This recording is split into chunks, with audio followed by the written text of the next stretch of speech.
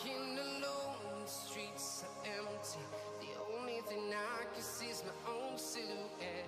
I'm getting stronger, step by step. The clock is ticking, but there's no time for regrets. I've been flying from town to town, from London to Taiwan. I've been all around the globe, trying to protect your soul.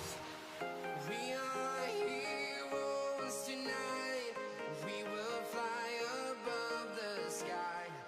We are heroes tonight. Yeah. We are heroes tonight. We will fly above the sky. We are heroes tonight.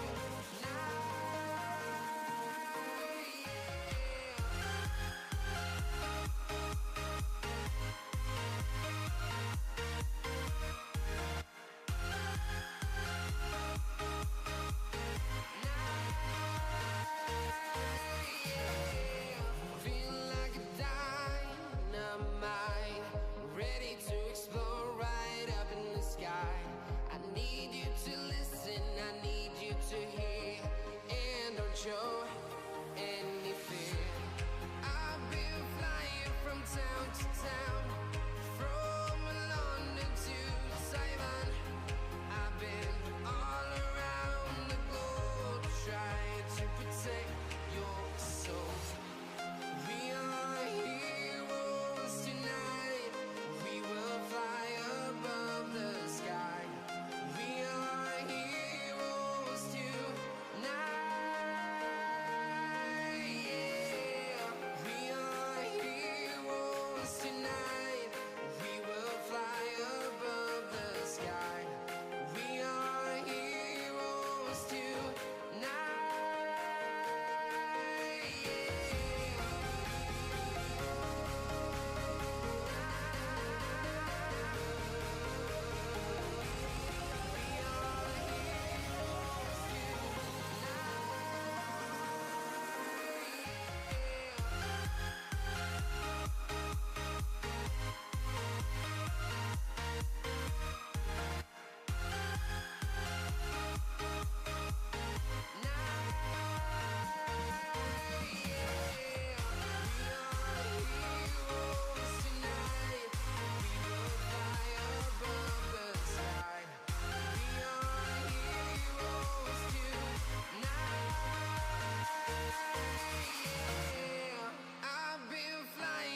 Town to town, from London to Taiwan. I've been all around the globe, trying to protect your soul.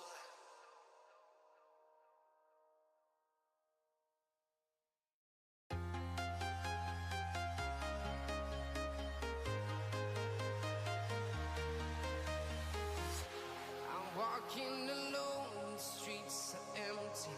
The only thing I can see is my own silhouette. I'm getting stronger, step by step. The clock is ticking, but there's no time for regrets. I've been flying from town to town, from London to Taiwan. I've been all around the globe, trying to protect your soul. We are heroes tonight. We will fly above the sky. We are heroes tonight. Yeah. We are heroes tonight. We will fly above the sky. We are heroes tonight.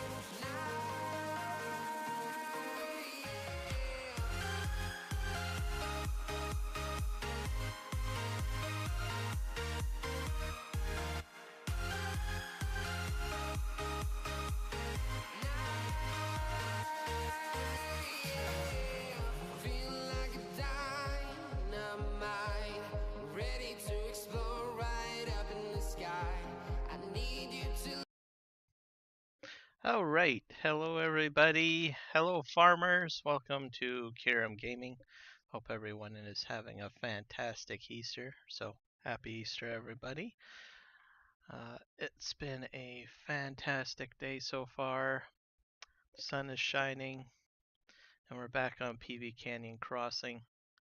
Steady Eddie, how's it going, bud? I like that name, by the way. Steady Eddie. Gotta stick with that one. It just flows so smoothly. Steady Eddie. How's your project going at home, bud? Did you get your desk all set up with all your trains?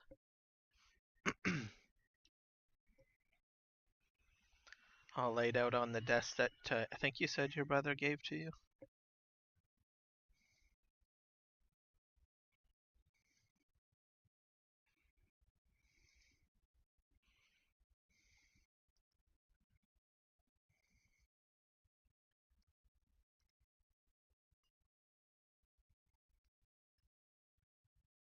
No, not yet. Too lazy yet? I gotcha. Well, it happens when the time is right, as I always say. Sometimes you just need to take a little break and gather some inspiration of what you want to do and how you want to set it up, and sometimes it doesn't happen all at once or right away. So I understand that completely. Uh, you follow your own schedule. I like that. All right, farmers, we are going to focus on our production today. Orchard production, which is way over here. So we did bring over pallets and we did put some lime in. So we have a few things going. This is all stocked up at the moment. Lime's in there. This is the orchard. Pallets are over there. So this should be pretty interesting. I'm not sure if I'll have to drive my vehicle in here to get the pallets out or not. They might spawn in here for all I know. Looks like there's like, it says 22 up there. 22. 22, so they might end up spawning in there. It's hard to say. So should be pretty interesting what we're going to do.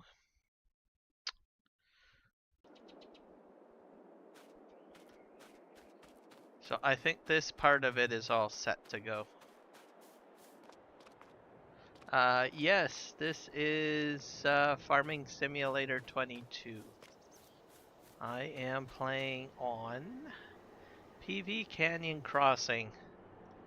It's a 16x map by Dajnet. So it's larger than your regular map. 16 times. I can bring up the map preview, so this is what it looks like. My main farm is way over here. And right now I'm operating, or where my character is way over here. On this map you get boats, you got mining, you got forestry, you've got lobster traps, you've got rice fields, you've got a lot of stuff. The crops, these are your standard crops. But the more exotic ones is you get like flaxseed, rice, hemp, cranberry, mustard, lavender, peanuts, poppy, peas, alfalfa, hops, coffee, onions, tobacco, clover, maple sap, apples, cherries, pears, oranges, plums, apricots, peaches, bananas, coconuts, cocoa, which makes chocolate, and pecans. And then, of course, parsnips and red beets, which are with the recent updates.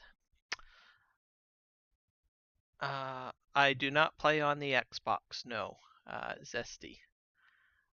I only play on PC.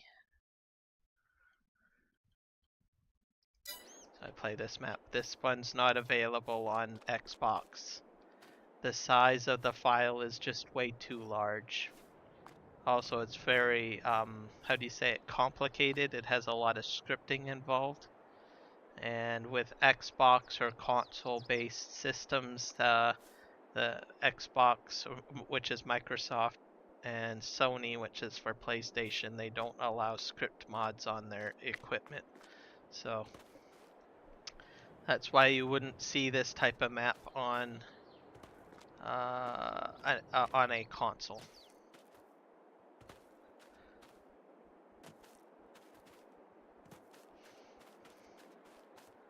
Now, something that you might consider doing, because most people usually buy an Xbox or they will buy a Sony PlayStation simply because it's cost effective and affordable. There is a brand new market, which is micro PC market. I will get you guys a video that you guys can check out. You can save the link, but it's not well known, but you can get a handheld PC about the size of a DS for about 500 bucks. And with that, you can install any Steam game, pretty much, or almost any game, almost for the most part. So it's basically a computer in your hands, essentially. I just have to find the video. I think Rusty Money Gaming maybe might have made that video. Trying to remember. Maybe not Rusty Money.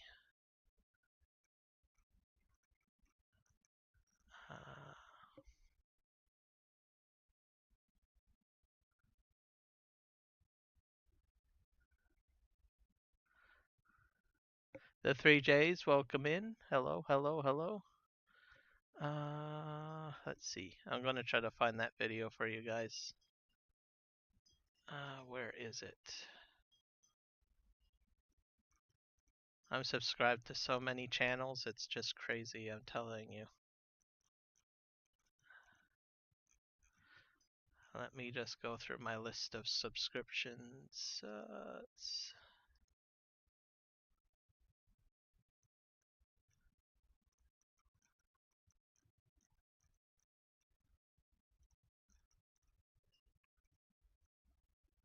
I should have really saved the video in some notes because I have a feeling I'm going to be referring to it quite a bit.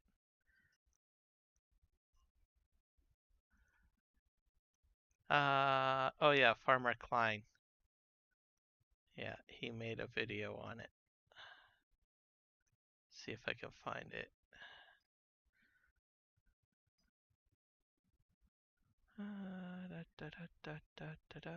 He only sent it out a few weeks ago, I think. Oh yeah, here we go. Here you go, guys.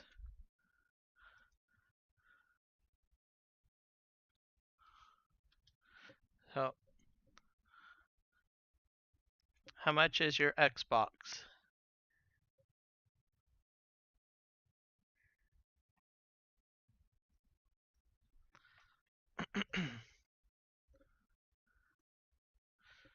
You can get a handheld computer for about 500 bucks, right? And then you can start a Steam library. 150? Okay. All right. Well, maybe you got me beat there. I don't think they have they might bring the price down. There is a growing market. So you might actually eventually see these micro PCs probably maybe even less than 150 bucks as more computer manufacturers come on board. There's only a small number of manufacturers. Steam is making one and Asus is making one.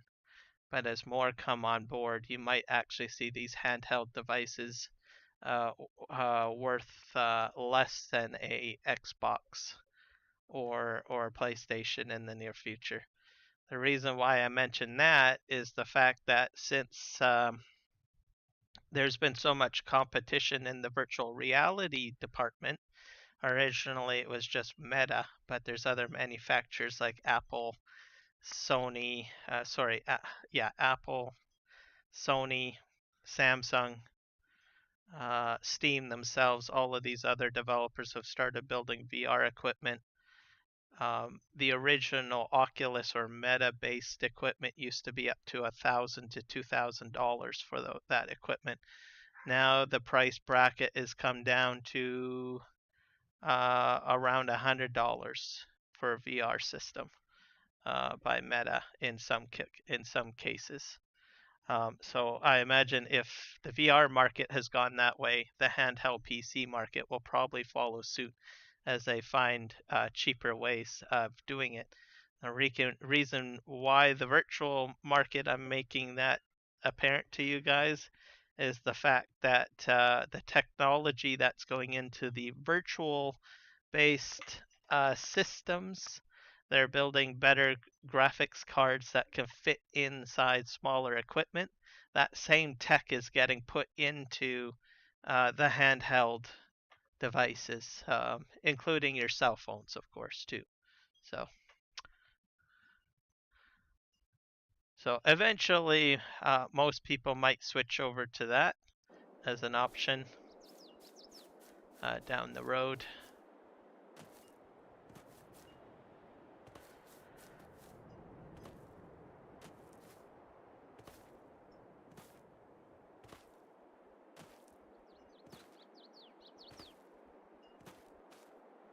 So this is basically our farm here. So lavender is not done yet. You're in Canada? I'm in Canada as well, Zesty. I'm on the west coast. Just outside of, just pretty close to Vancouver for the most part.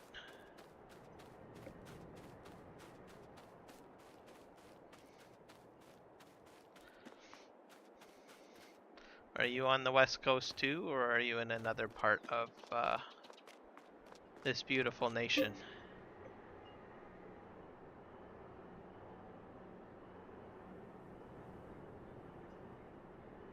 Northwestern?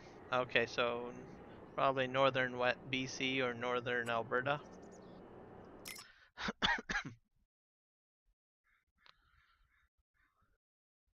Alright, so this is our oil factory. We'll need electricity, we'll need labor, we'll need morale, soybeans. I can probably bring over soybeans. I've got tons of soybeans, so I think that's going to be my first task today, and I can make some soy oil. Let's just jump over here. Oh, by Winnipeg? Okay. That's in, let's see, I think Winnipeg is in Manitoba.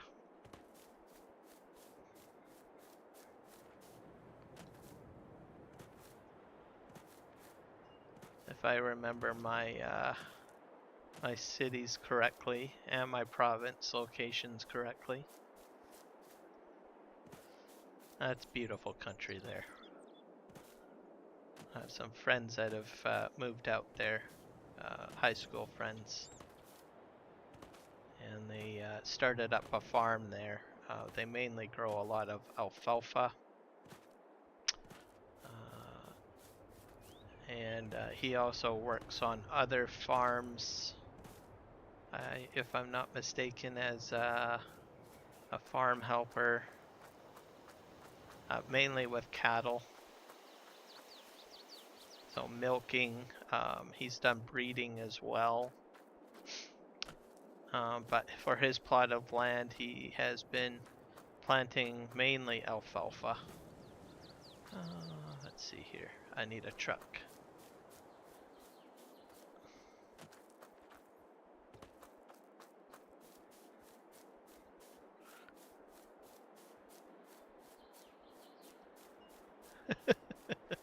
Yeah. Well, if they're Western Canada, what does that make BC and Alberta, I wonder? Are we beyond help?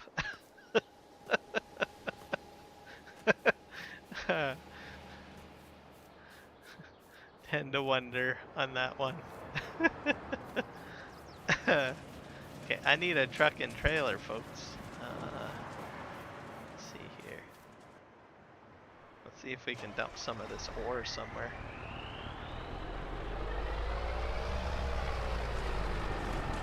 Yeah. BC is more western. I think it'd be safe to say that probably Manitoba is a mix of central and western,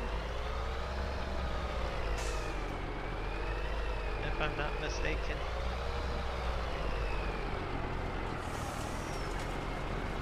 But definitely the start of western, I guess. Have I ever played beaming? No, I have not played beaming. Tell me about it. Educate me on what I need to know. What is beaming?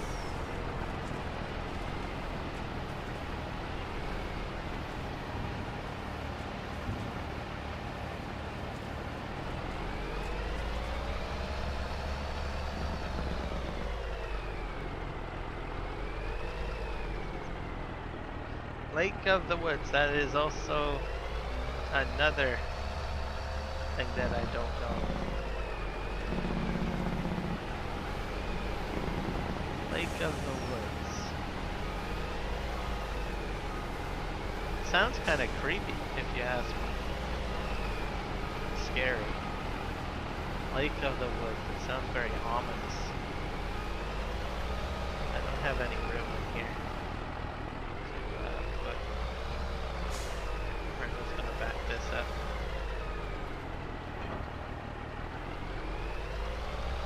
I think I'm like fresh out of trailers, folks. Let's see if I can dump this.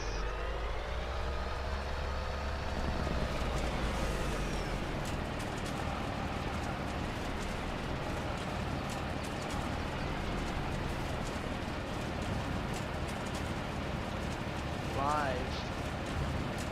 I put a TTTE map in a picture frame. Okay. Lake of the Woods is a huge tourist area. Okay. Is it kind of, I guess it's forestry like, right? Is there a lake in the woods?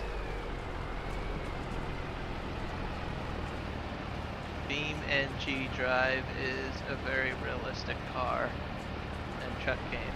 Okay.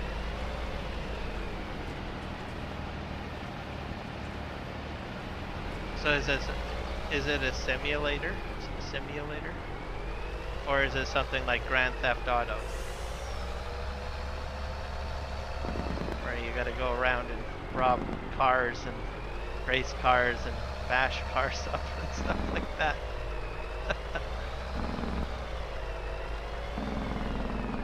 It's on Steam. Okay. I'll have to check it out, see what it's all about.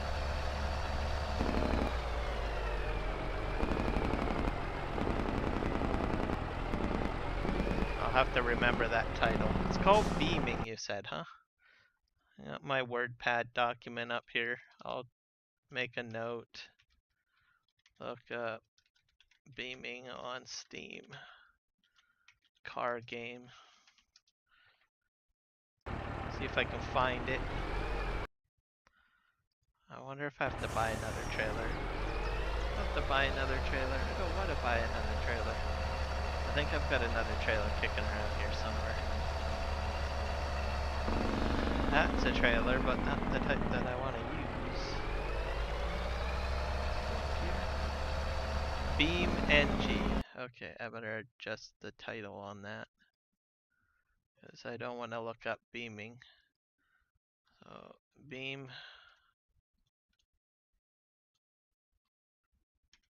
NG. There we go. It's a fairly popular crashing game. Oh. Well, I should be an expert at that.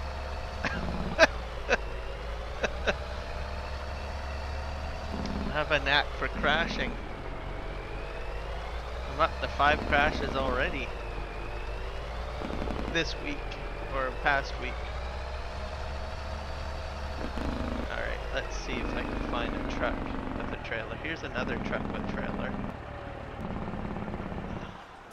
I have a feeling I have to go all the way back. I might have to buy another trailer, folks. I am really having problems with trailers.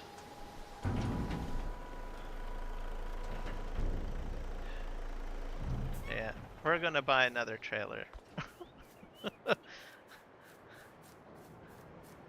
Okay, let's go ahead and do that. Store delivery. Oops.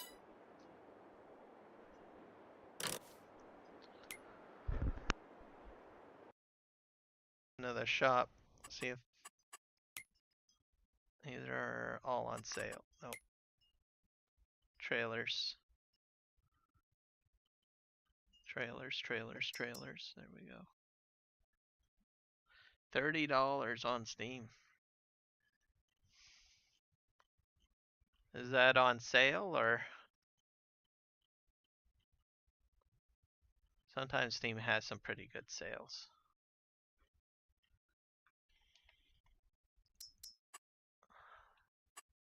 Here we go. Oh, is this the one that I want? No, I don't want that one. Oh, what's this? Trail King. That's an interesting trailer. Belly Dump Trail King. I might have to get one of those at some point and play with that. That looks like an interesting trailer. What's the capacities? 100K on them. Might use them for mining at some point. I do need a mining trailer. And then we have the Trinity Eagle. I had that added to the mod selection for quite a while, but I might remove it out. Okay. I think I need to go into my mods folder. Let's see, Extra Life. Let's see if it's in here. Here we go. Thank you, Mark Thor,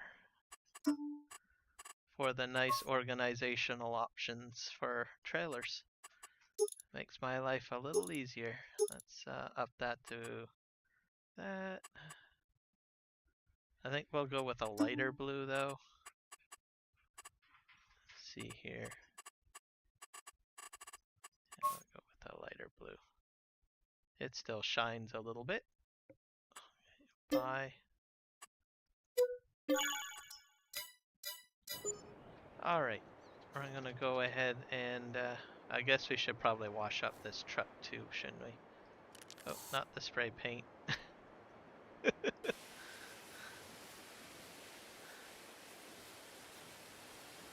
I bought all the spray paint. I probably should sell some because honestly I don't think I'm going to use all of those. And what I do is I only use them to map out a boundary.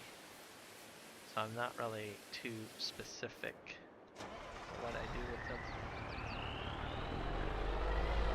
Early access, I'm still here. So early access, you know the funny thing is there's a lot of games that are coming out as early access. It seems to be the new trend these days. Let's see if I can look this up here.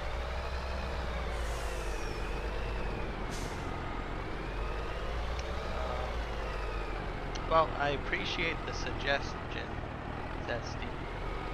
I'll see what I can look at.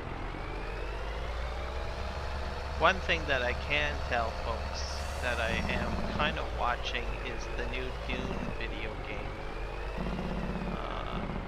I'm waiting for early access release. So it's an MMO RPG. Did I go under the right one? Yep, I did. So I might try streaming that. So that should be pretty interesting.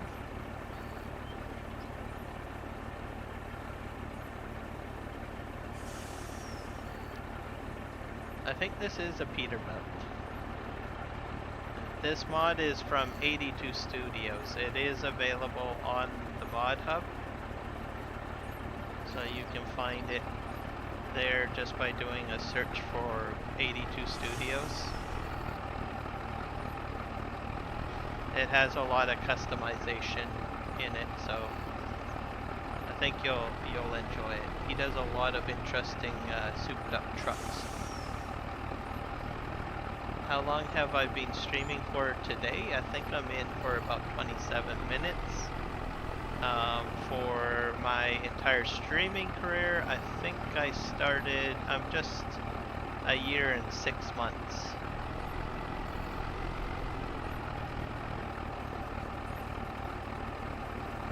So I'm still in the growing stages for my channel.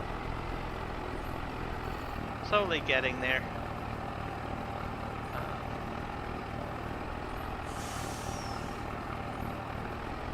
I do have to get some more subscribers. I have a lot of viewing hours. A lot of people watch my content and I have a lot of viewing hours, but I need to get more subscriptions.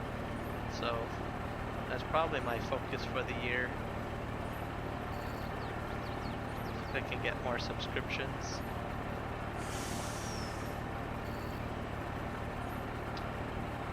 And I just started streaming on vertical. So I do my streams both horizontal and vertical, and I'm optimized for 1440p, which is ultra high definition pretty much. Just a tier level under 4K.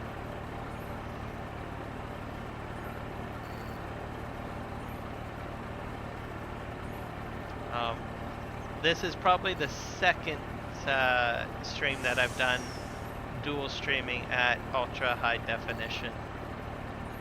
Dual streaming.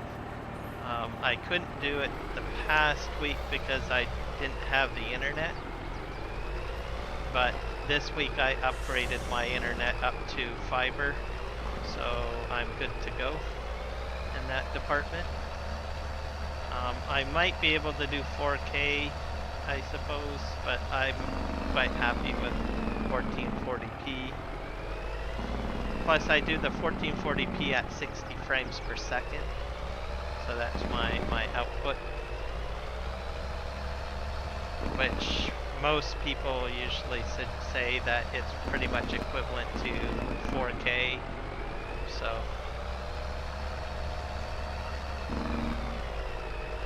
I think for internet wise and streaming wise, I'm as good as it gets, I guess.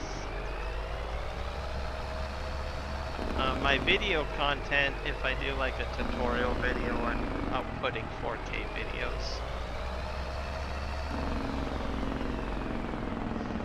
Yeah, I'm over halfway there.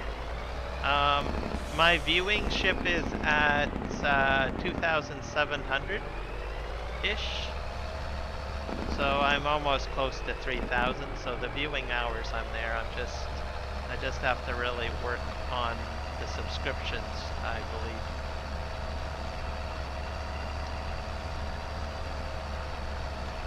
So a lot of people may not be in my streams or watching my streams, but they generally watch my streams after the fact.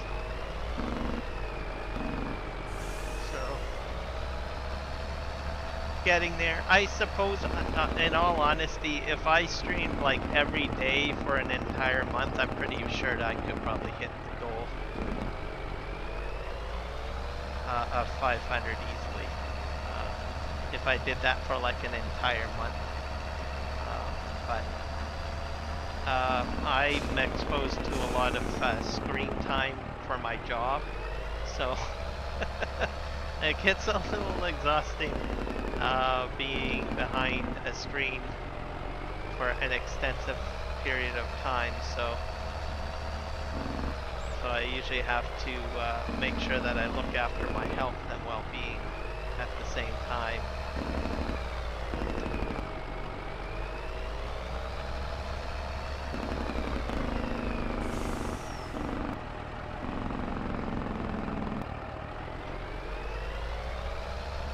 subscribers only. I thought about that. I guess I could probably do that. I should probably experiment with that. I think you do that on your channel, don't you?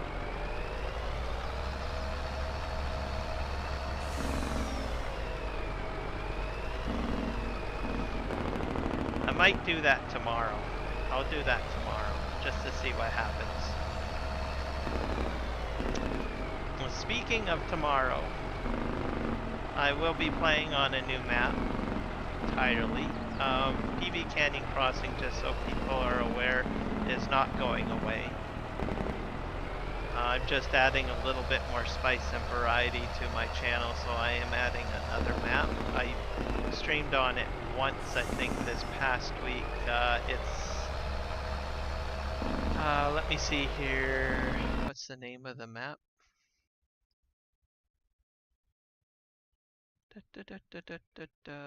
It is Aussie No Man's, and the developer is Aussie Modding Co-op. So they are the guys that have made it. I'll pop that into the chat. It is not. It is another 16x map. So sorry, console folk. I will admit I am a huge 16x and 4K fan. I very rarely play console compatible maps, and I'm extremely sorry. But I love my larger maps. I think that went in there. Yeah. So that's where you can get the map. Anyone that's on PC can download it. My last gameplay session, I was playing on No Man's Land by Alien Jim, and I have gone ahead and basically deleted that gameplay session out and sold everything, and then transferred the cash value over as a continuation in the series. I'm not sure if that was a good idea or not, because I was watching multiple streams today. I was watching the 3J's stream. By the way, they're in the chat. You can check out their channel. Awesome content. Check out the trucking channel. I've also been watching RXZ Gaming's gameplay session on that map today too, and apparently Alien Jim, from what I hear from the chat in that stream earlier today, Alien Jim is updating No Man's Land. I guess it's on the mod hub or something for testing, so it'll be kind of interesting to see what new stuff is coming out. So, and I went ahead and deleted my gameplay session for that too. So I need to turn around here, I think. So if you do play No Man's Land or enjoy the regular Alien Jim map, you might want to check out to see what he's coming out with. He seems to be pretty quiet on things, which I guess is a good strategy, and then poof, things just come out. So be intrigued to see what he comes up with. As for the map that I'm starting tomorrow, check it out. There are, I think I'm the third content creator doing content on it. So I will be doing a live stream tomorrow from my perspective. So mine will be a little bit more advanced. I got about $7 million to play with. The other two content creators that are playing on it are Farm Sim Guy. He has a multiplayer community server operating at the moment.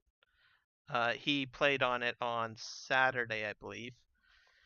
And today, RXZ Gaming did his gameplay session on the map too as well. So those are the other two content creators that are doing gameplays on that. Let me give you links to their channels. the multiplayer server game should be pretty interesting.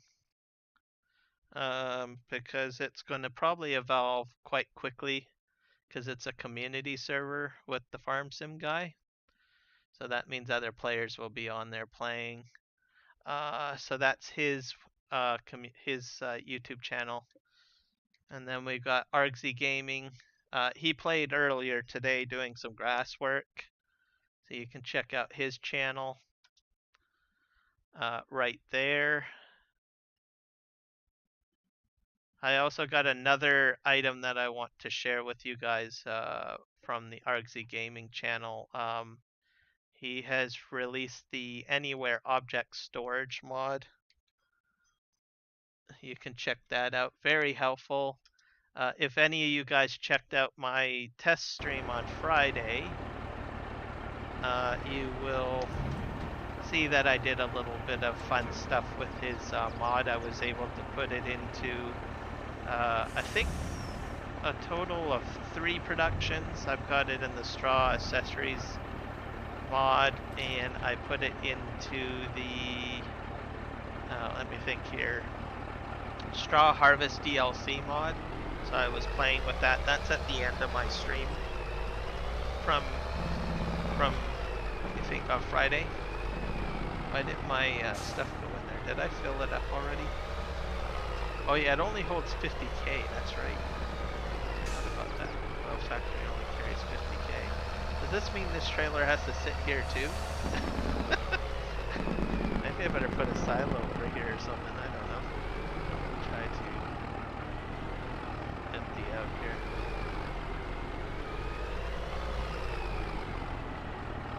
So, yeah, object storage, very intriguing. I posted his video for that. Check it out. He's going to be changing it and making additional additions with it. Juan, I think you played with it a little bit too, didn't you? On your stream from one of your Friday streams? Or was it Saturday stream? I'm not sure. I know that I saw a glimpse of you playing with it a little bit. I think that was his mod that you were testing.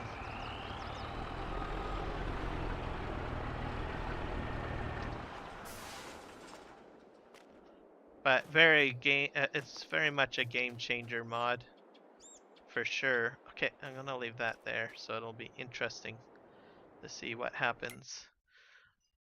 This is all filled up. Let's go ahead and activate our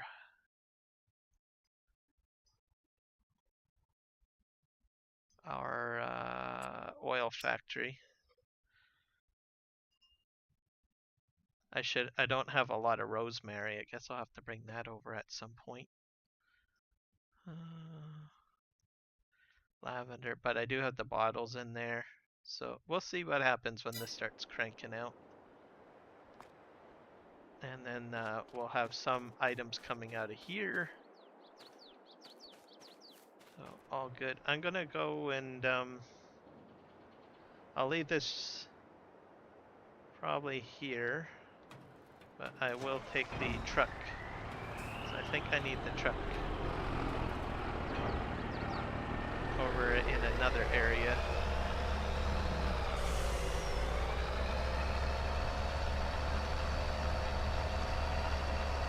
Hey Mario, welcome aboard. And yes, thank you for the sub. I appreciate it. Oh, that reminds me, guys. If you really want to sub, I do appreciate the subs to my channel. But it's someone's birthday today. It's Big A's. He's another streamer, dude. Guys, it's his birthday today. So if you could do me a solid, go to his channel, subscribe, and put a comment, happy birthday, and that Kiram Gaming sent you, okay? So there you go. So just check out that link there. Give him a sub as well. It's his birthday today. he's a small content creator too. He's trying to grow his channel too. So just pop over there, hit the sub button, leave maybe a message on one of his videos, say happy birthday to him, and that Kiram Gaming sent you over. I think he would really appreciate that. So check that out.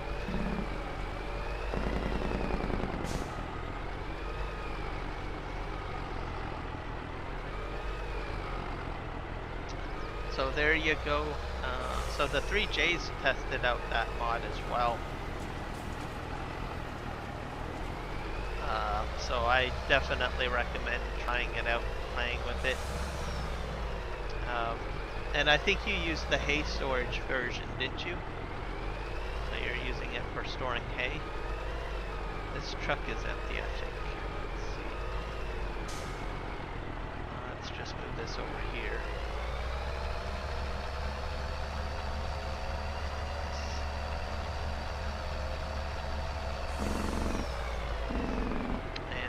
What was I going to say? You can overlap the output of a production with the input of that particular mod, so that as a production outputs, you can have it go directly into something, essentially. Oh, I have a spare trailer here.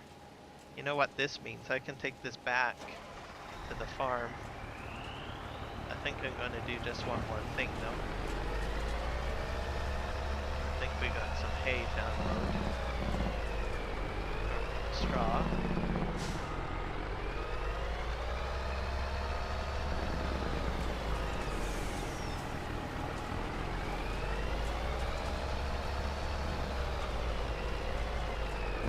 So yeah, you can use that mod for quite a few things.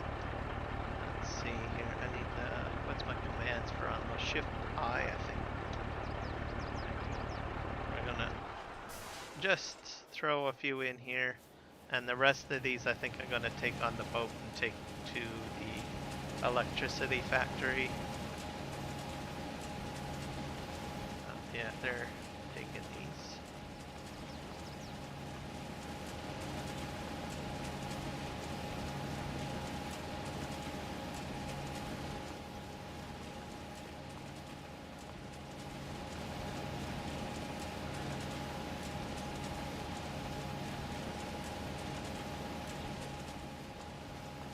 Okay. Yeah, I figured you would find it to be quite useful. I would suggest giving him a DM if you have any suggestions or any thoughts on it.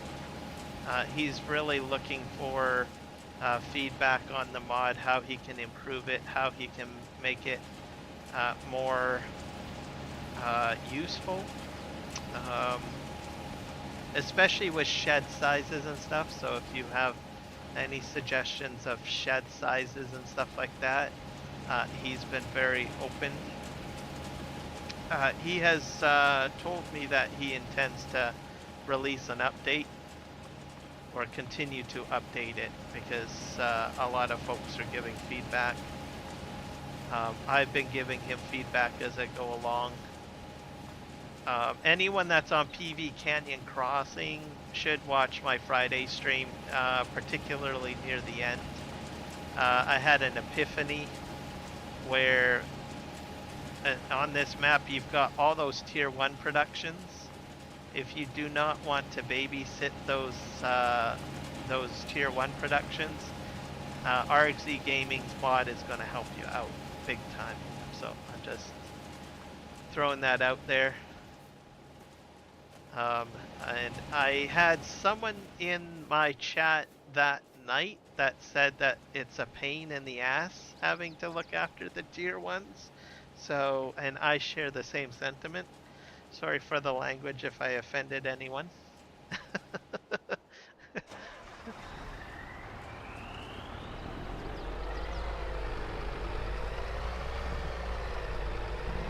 I don't think anyone's really offended that I said that, but just in case someone is worried.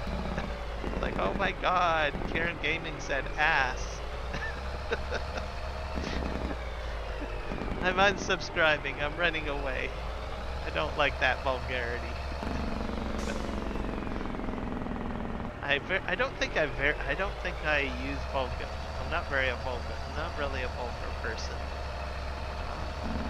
I don't think I've used much vulgarity. It's not to say that I haven't used vulgar words, but I don't use them very often. Unlike some people in my chat here.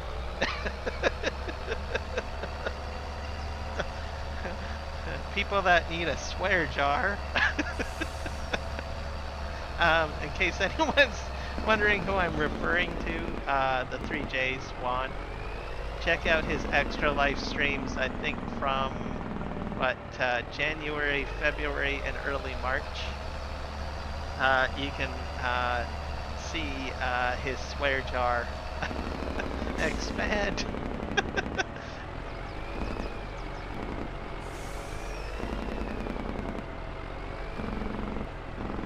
So an extra life, by the way, is charity streams.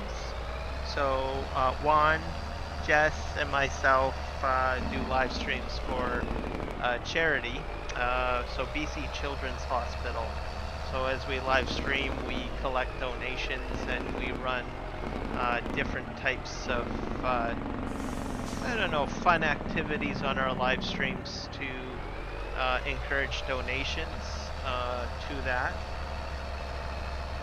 And we're running that throughout the year. And what it does is the money goes to Extra Life, which is a charitable organization that works with hospitals across North America to help kids that are sick and having to, spend time in a hospital. Nobody likes being in a hospital. It's very dismal. It's, kind of depressing, right? Nobody really wants to be in there. You're like sitting in a bed and you got beeping machines here and tubes there. But you guys get the idea. It's not fun. So this charitable organization is there to collect donations to make kids' lives better in hospital. So sometimes the money goes towards to putting fun things in the hospital, like Xboxes, Sony PlayStations, handheld devices, television sets, a game room, a puzzle room, all sorts of things like that. So there's a lot of fun activities that can be put into these children's hospitals. The other factor of it too is some of that money also goes towards making their lives better, like providing wheelchairs or medication or help with procedures and stuff like that, right? While they're in the hospital, because sometimes those procedures can be pretty expensive. So that's pretty much what the charitable organization is about, and there's a good number of streamers that live stream for Extra Life.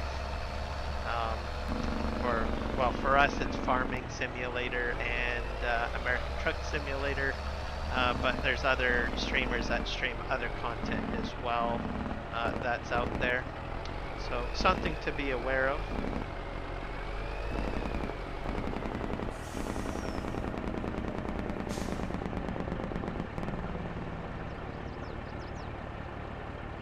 Are you trying to troll me? But sure, why not? I'll throw that in there. Ben Dover.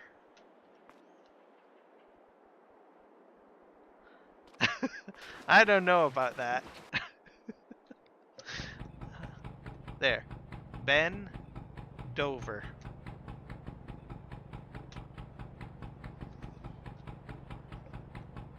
Alright, parking brake is on.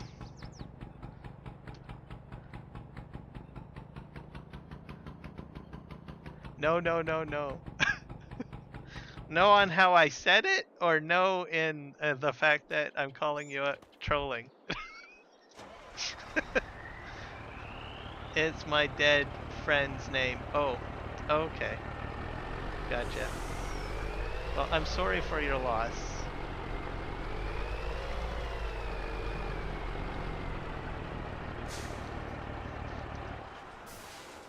So was Ben Dover a really good friend? Dover, Ben, Dover. Gotcha.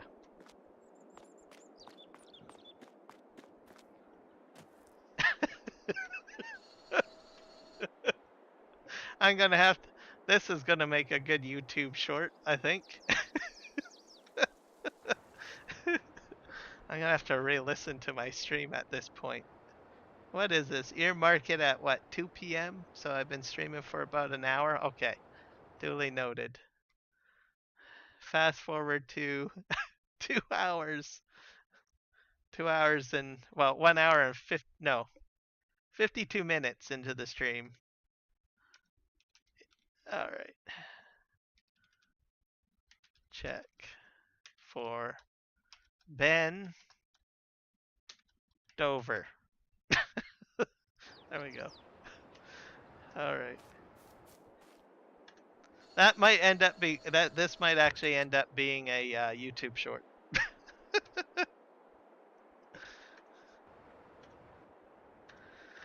Okay, what happened to my boat?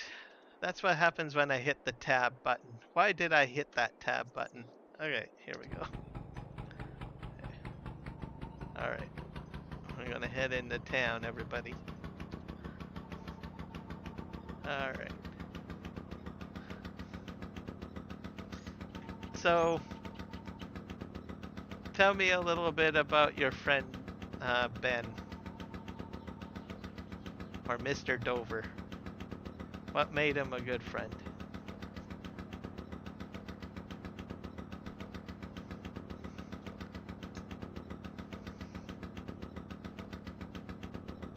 Ooh, just had a bit of sip of my tea. I'm having chamomile tea today, folks.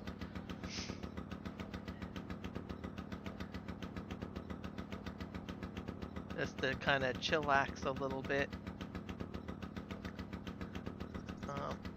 I had probably 2 cups of Coca-Cola in the morning. I don't drink that much pop, but for some reason I started drinking it.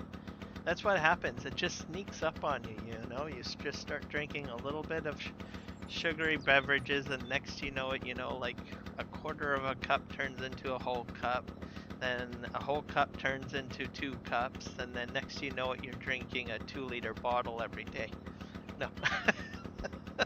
Maybe not that much, but it could happen. I have seen people literally drink 2-liter Coca-Cola every day. I've worked with some coworkers that have brought 2-liter Coca-Cola right into work, and they would put it on their desk and they would just drink that all day long. So that's 5 times a week. So what is that? That's what 10 liters? 10 liters of Coca-Cola a week. That's to work. I don't even know what their home life is. How many Coca-Cola bottles are drunk in there? I never asked, by the way. I never asked. I thought it would be safe not to, you know, peer or pry into the home lives of my coworkers. Gross. I definitely agree with you on that one.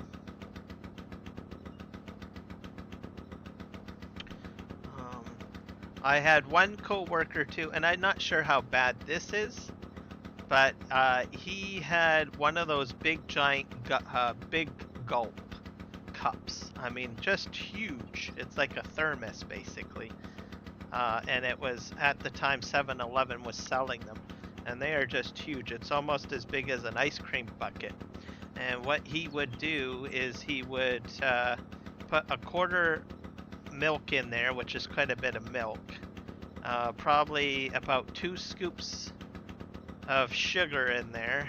So that's what, maybe a quarter of a cup. So that's half a cup of sugar dumped into this 7-Eleven thermos, and then coffee, and stir it up and drink that each day too. Now that would be crazy, I think, in my mind. That is a lot of coffee. Hello, Mario. I'm just talking about my coworkers and some of the beverage concoctions that they choose to have. I think the most extraordinary coworker too is we used to have pizza made at our site, because we have, like, at where I work is they have like a large eating area, and we had pizza made right there. Anyways, I've had some coworkers eat an entire pizza every day too, like full large pizza every day for lunch from the cafeteria. Usually I'm maybe I guess I could probably do that if I don't eat breakfast, supper, or lunch. I could probably eat a whole pizza. But that's pretty extensive, that amount. Alright.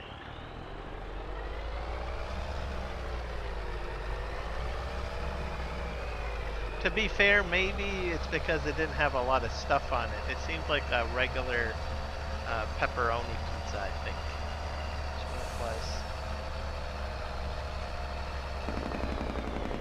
Alright, we're gonna head over here and we're gonna drop off this. This is my biomass plant, I think is what it is. Let's see what side this pops. Oh, wrong side. Turn around here.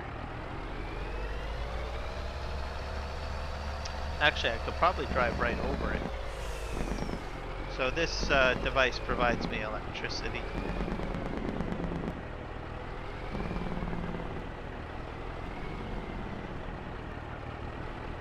Let's just unstrap. Oh, it is going in. Okay, that's easy enough. Let's go ahead and check to make sure these are fermented or not. I don't know. 38%, so nope, it's not ready yet. It's still grass.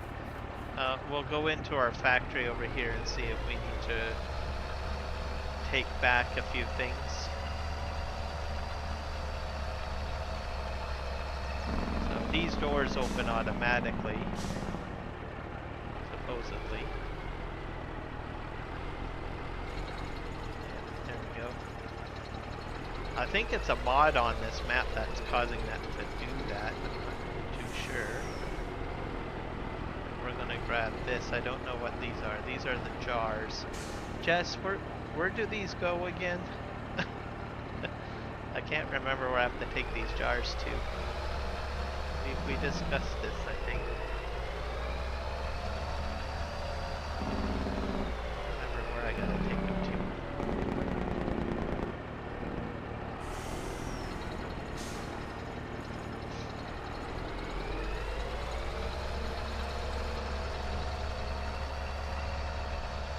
Spin out here. We'll go onto the boat.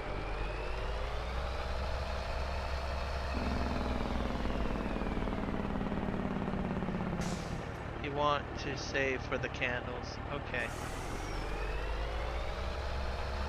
I'm not sure where that candle factory is going to be, but I have a feeling it might be somewhere over by that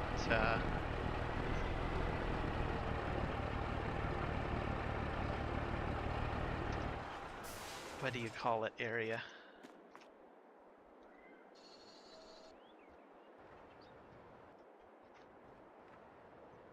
Over by the oil factory. So I think I'll put them in storage over there.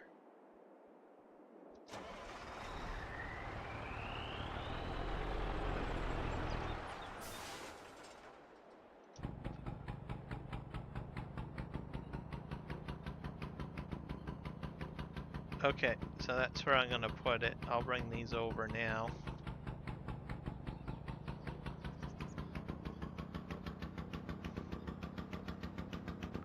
So the reason why I'm there's only a small number of crates on here, but anytime you're playing a game for Farming Simulator, whether you're on console or PC, you really don't want to leave like objects laying around because it taxes your hardware, because it has to render in every object. So I always suggest using like an object storage.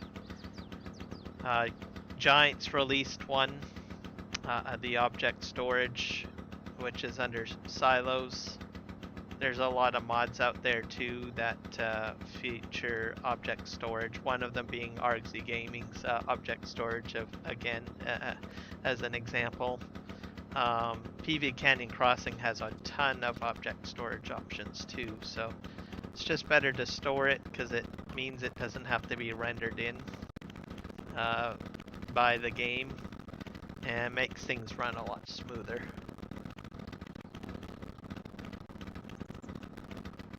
Need to get the glue factory going. I think you have what you need.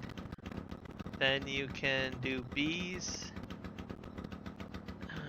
You can do candles. Okay, so glue factory, beehives most likely, and then candles. Let me just write that down in my word processing document. So bees, glue,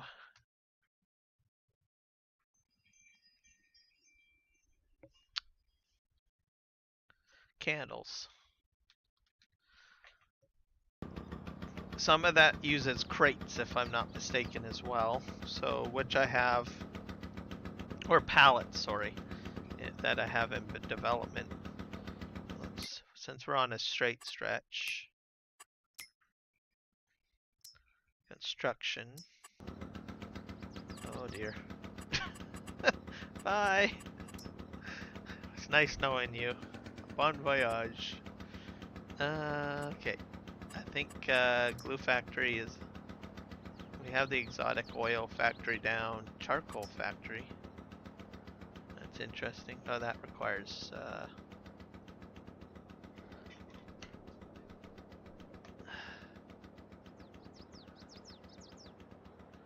Lye.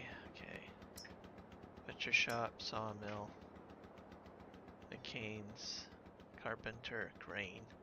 Dairy, cereal.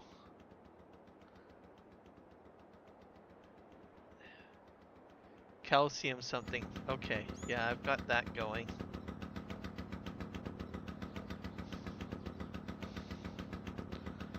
Okay. We're gonna take a look in a sec here once I get into port. I thought I had enough time to fiddle in there, but I don't think I do. Land here, we will see what we can do.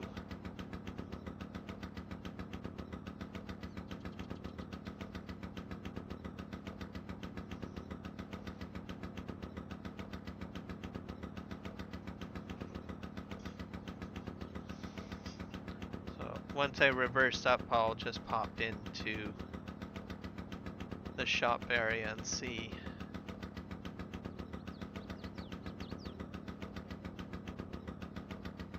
We all need.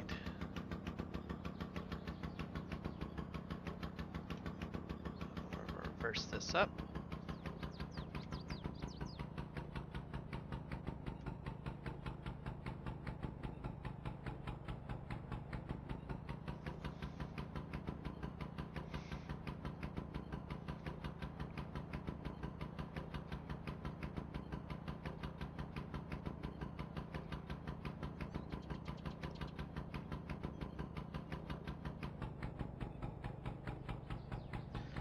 Game save. There we go.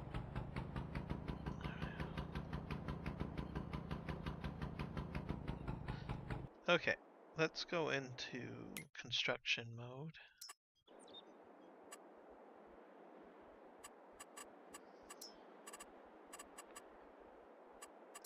I don't think it's a tier 4, would it? Pizza factory. PVCC oil. Water tower, water treatment. Apparently water treatment makes water.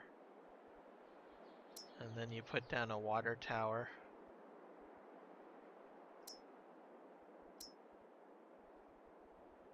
So, at some point I'll probably get to that stage. So, I don't think it's tier 4. Let's go to tier 3. Blacksmith. What do you make? Oh, that takes coal and iron. This must be the upgrade. Oh, that's kind of interesting. That's $92. I wonder if I should put one of these down on my farm. I wonder if it makes things a lot quicker instead of those other things that I put down earlier. We'll look at this a little later. It's only 92,000. Borden Dairy.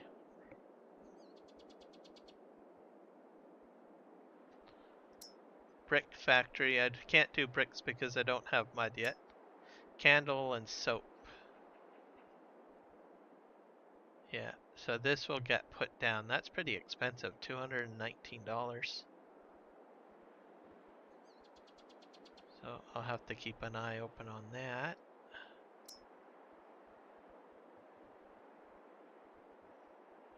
CBR production? Oh, that's pretty huge. Yikes. Coffee factory.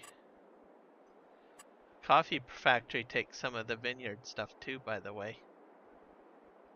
That looks interesting.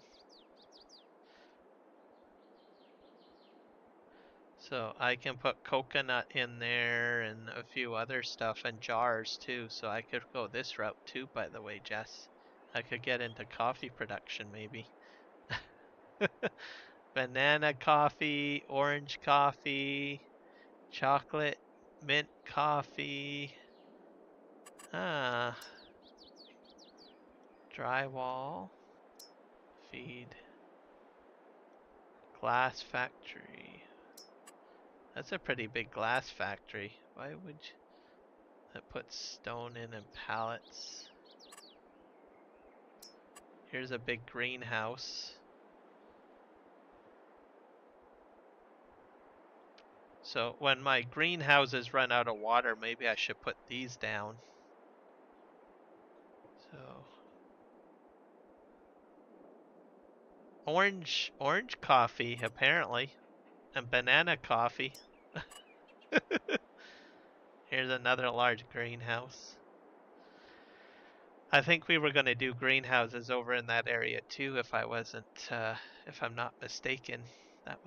These are tier 3 herb greenhouses. Craft, paper, peanuts, Pepsi, pickles, tobacco, vodka. Okay, let's go to tier 2. Juice factory. I can do juice factories too, I guess.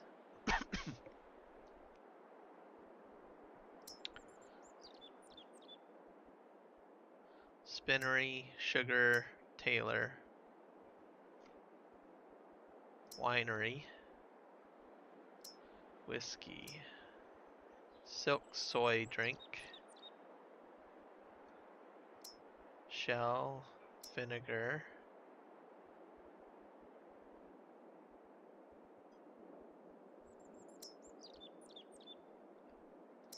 sugar mill, spinnery, juice. I'm trying to find this glue factory, fish market, the morgue.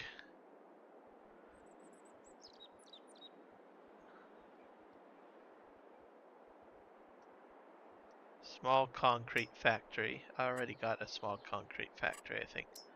Charcoal. I don't know what lie is. Butcher shop. Okay, we do need bee farms. Beehive single. Bee farm. Beehive production, which requires glue.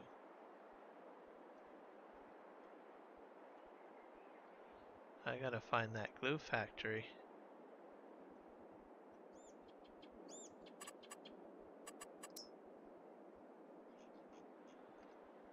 Butcher shop. Okay, what does glue look like? It looks like a little thing. Okay. So, looks like glue. Okay. Maybe I have to buy the glue factory. I wonder if it's on the map. I hope I don't have to do that. That might be pretty expensive.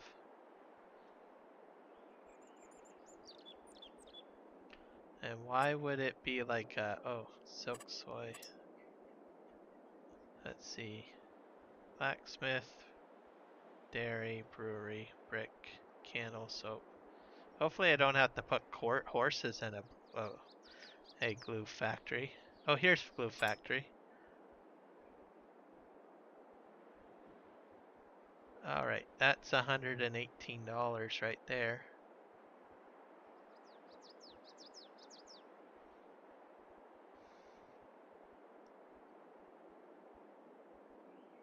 I think it requires quite a few things. This I might put over here. Somewhere over here, maybe.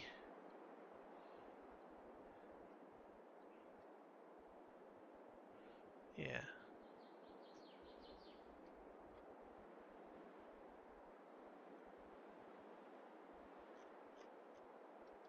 I might,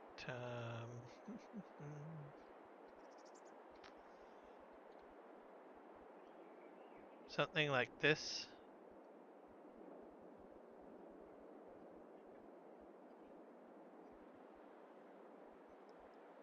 Can I put it down? There we go.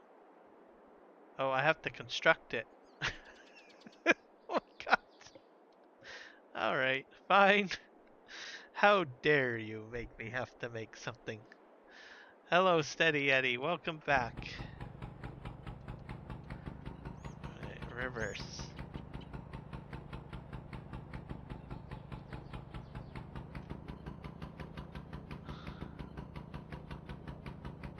I have to build that glue factory, everybody. We'll have to take a look at it and see what we need to shove in it.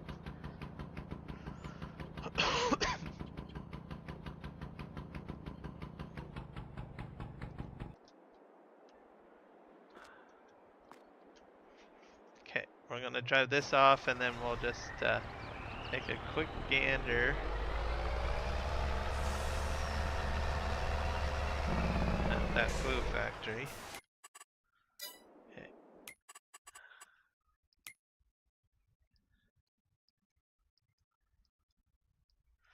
Which means I might have to put a blacksmith down to crank up the output, maybe. Which is fine. Let me think here. Where's my glue factory?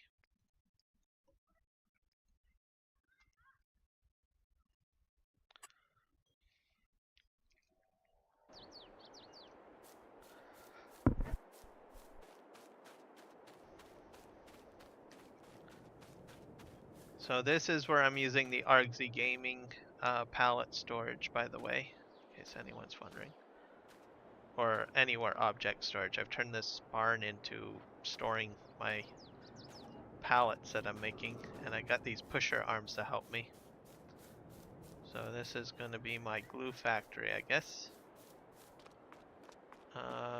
We need planks. I got lots of those. Shingle. Oh, I don't have bricks. I don't own bricks. Glass, chipboard, metal, wood beams. All of that's covered except for bricks.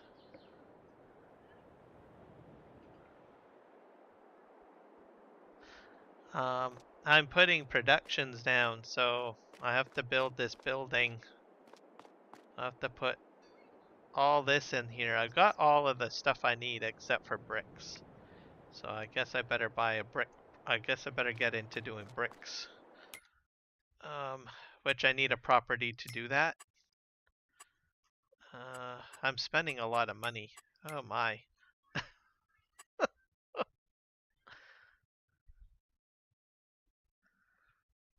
You got Popeyes? Okay, cool. What did you buy me? No, just kidding. Well, what did you buy yourself, I should say. Okay. Closest pond is this one here. Okay. This one's $750. That's gonna be expensive. So I guess I'll buy that.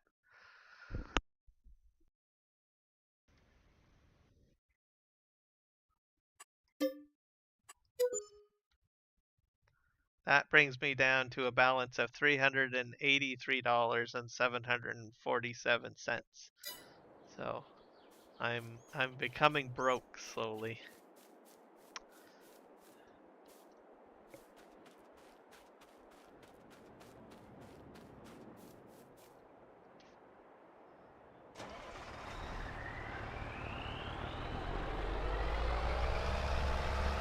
Alright, we're gonna head this way, folks. We're gonna take this back to the farm.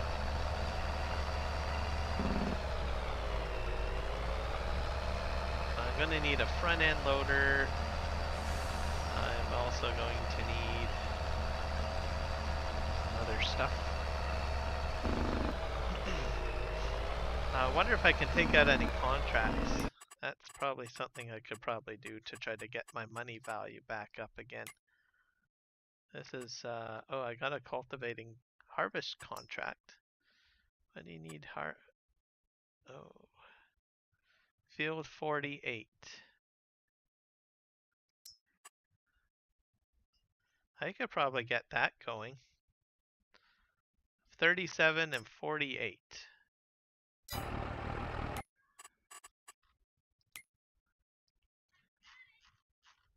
$37 is over there. Where's 48?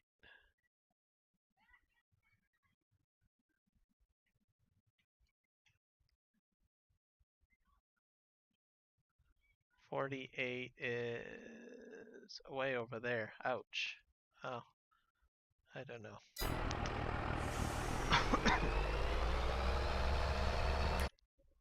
What kind of contracts are they?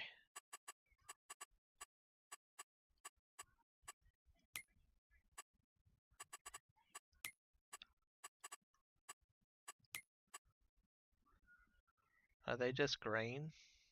It's barley and barley. So I could probably do both of those. Let's just borrow the equipment, I guess.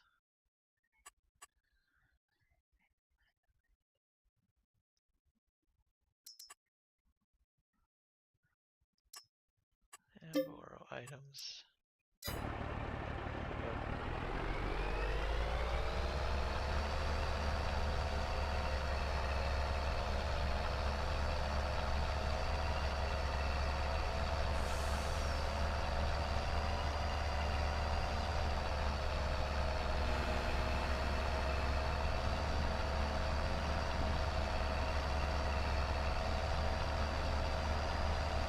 When I start harvesting, I'll probably have to lease my equipment because I don't have any money now for all of the equipment purchases that I wanted to make.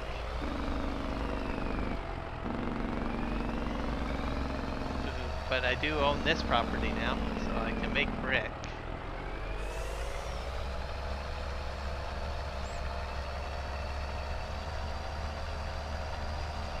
Does not say sugar free. Okay, so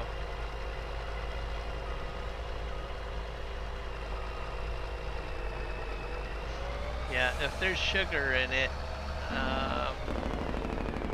that's usually the worst thing you want to have when you've got a cold. For two reasons. One, your body naturally creates inflammation from consuming sugar. The other factor of it is it can feed, especially if it's a bacterial cold, it can feed the bacteria, cause them to multiply. So sugar is probably the least of what you want to consume if you're sick, for those two reasons. So anything sugar-free or reducing your sugar consumption is best if you're not feeling well.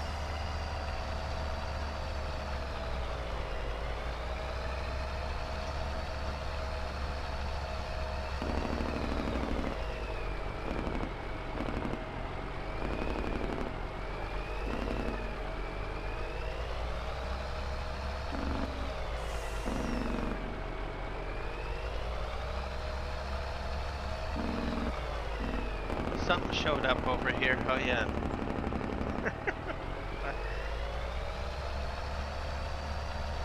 Alright, head this way.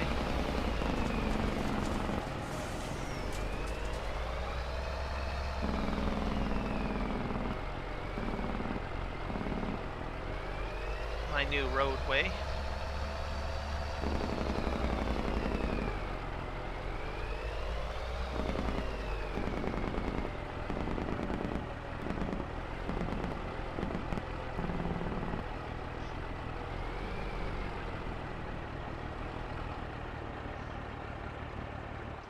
There we go. Yeah, water is the best, especially during summer. So, based on everything that you told me that you currently have at your disposal, I'd probably say stick with the water.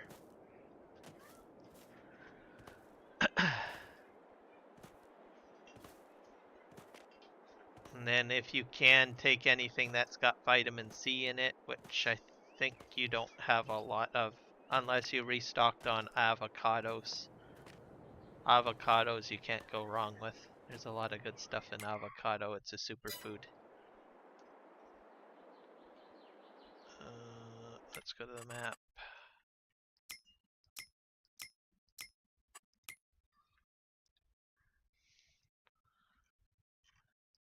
And anything that can reduce stress, pretty much. Let's go in here.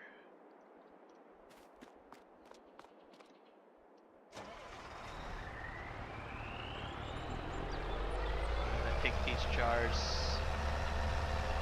I don't know if the glue factory needs jars, but we'll just take it over here because I think my oil factory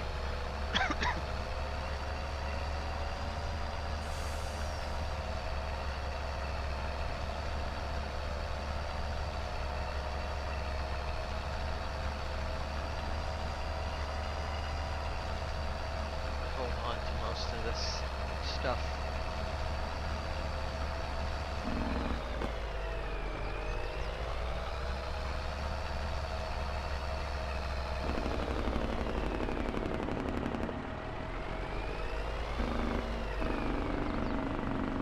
Got a full cup of water now. Okay, good.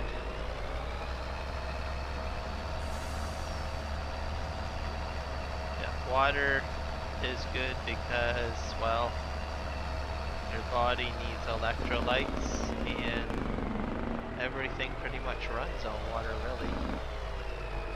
I'm gonna go off-road here a little bit, guys. Probably not the best idea, but let's give it a shot.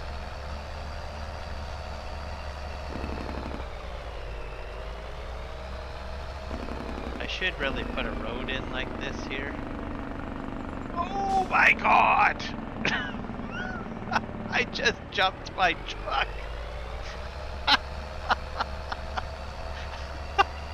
That's a YouTube short right there, everybody.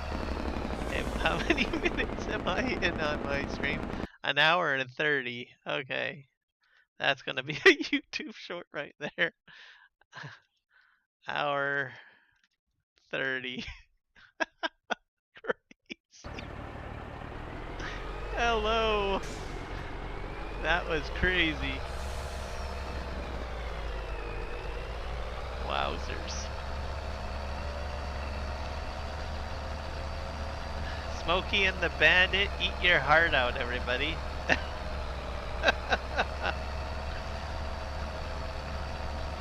Eastbound and down, loaded up and trucking.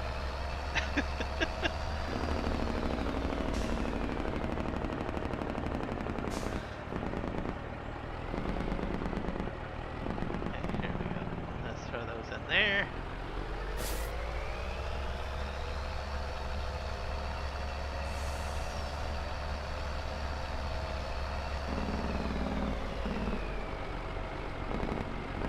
Oh, yeah, I suppose that's a tree crash.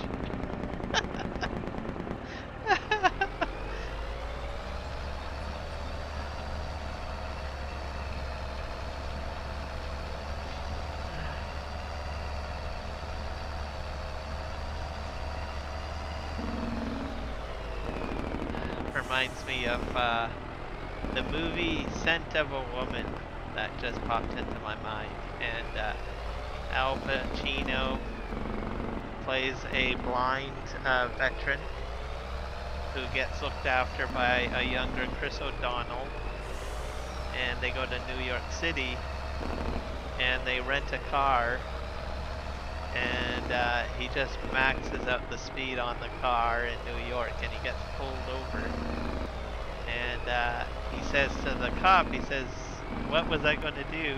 Let him, let him down? The kid just kept on telling me to just let her out. Was I going to disappoint? The cop's like, yes, you should have.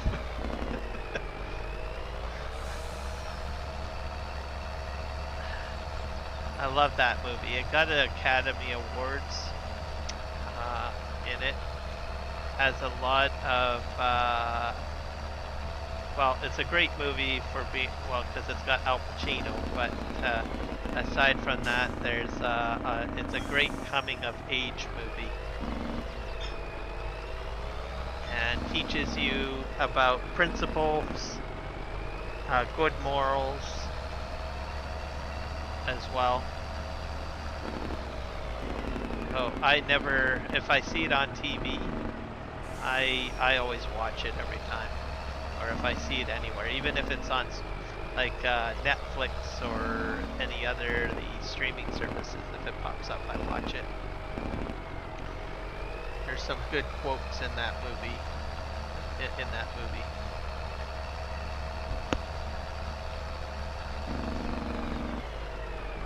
All right, I hit the crash counter. We're up to 6 now, folks.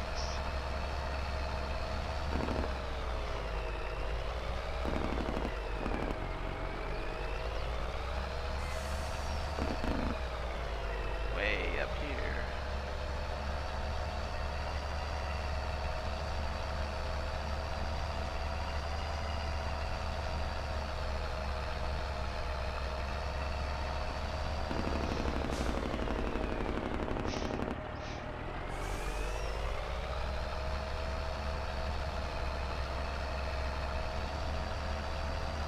Probably need another trailer, I guess. And I'll need a front end loader as well, I think, in order to get some bricks going. And that's next on the grocery list, I guess.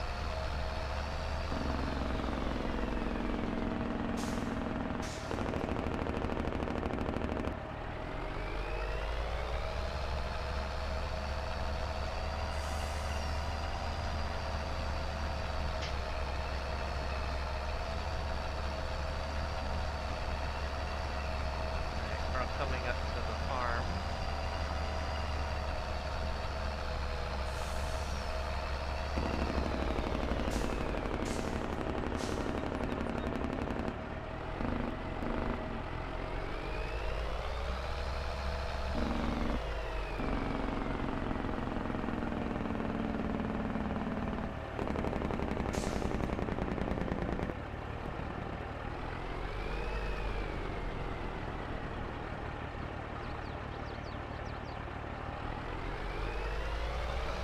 get those to load on.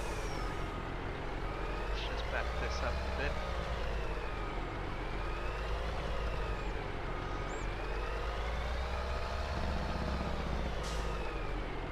So tomorrow's stream should be very interesting. Like I said, I'll be on a new map. Aussie No Man's Land. I've got about $7 million available.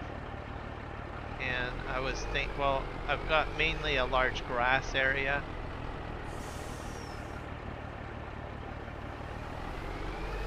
Now, my thoughts are I'm just going to jump into getting the swather pack.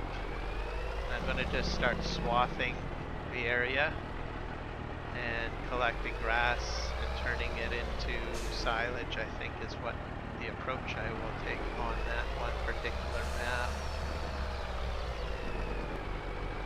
So it should be very interesting. All of that in there.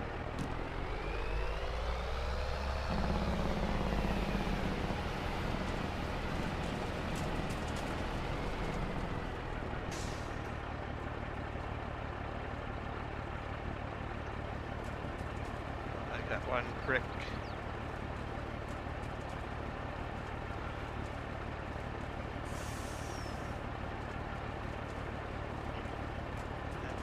Brick in there. See if I can get that gold brick out of there. Jump.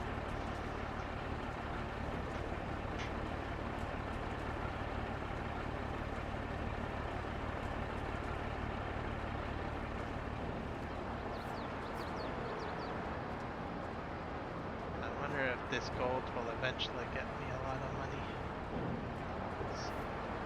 These are still a little bit tricky at getting them to spawn in. You have to find the right spot to do it, but it is at least working. Okay, there we go. We have glass over here. And more nails.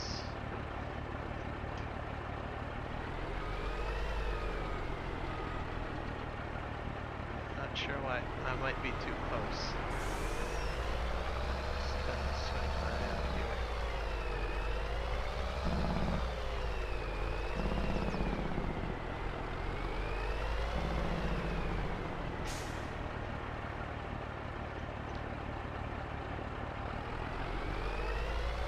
Perfect. I have to take it this way. I might have to take a load of glass back.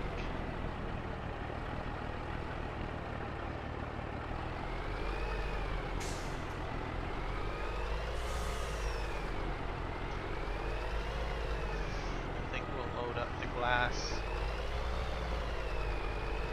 Take that into town, because I think I have to go into town anyways.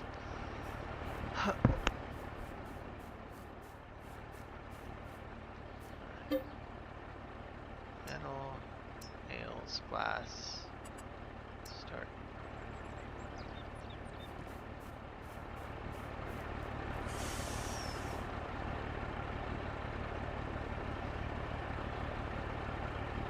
Go. More glass to move.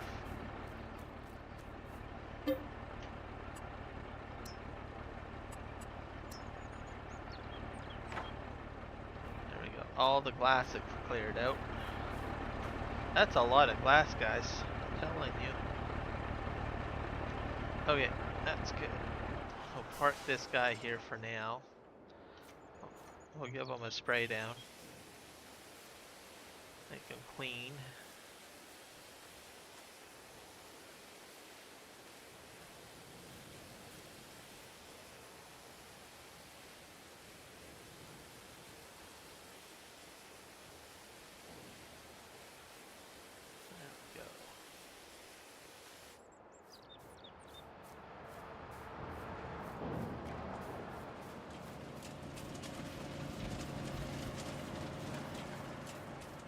This guy's gonna be my front end loader, by the way.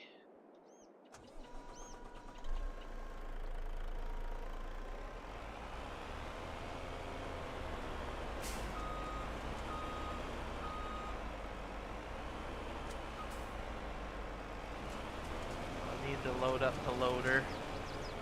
Can I play FS22 with me? If you can make it onto the map, sure. Granted, this is for PC only. This map will not run on Xbox or a PlayStation. Also, I have to warn you, there is a lot of mods. I mean, a lot. I think well over 500 mods to get this map to run the way it is. Okay, we're gonna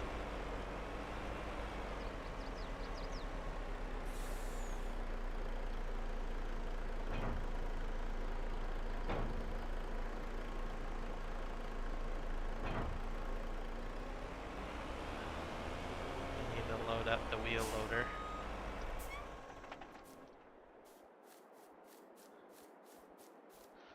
Alright, I can probably give you the link of where you can get the mods from. Just give me a sec here.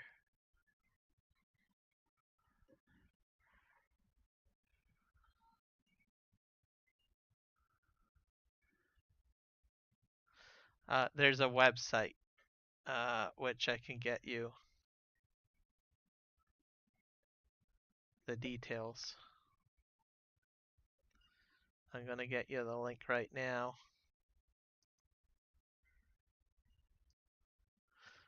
I don't mind having someone join me. I would welcome the help because there's just way too much stuff for one person to do on this map. Just saying. Okay, where's my server information? I gotta find that. Server info. Yeah, here we go. I'll get you the link. There's a lot of mods. I just warned you. There you go. Let's go to that website. Let's see. I don't even know how many mods I got on there. Will it tell me? There's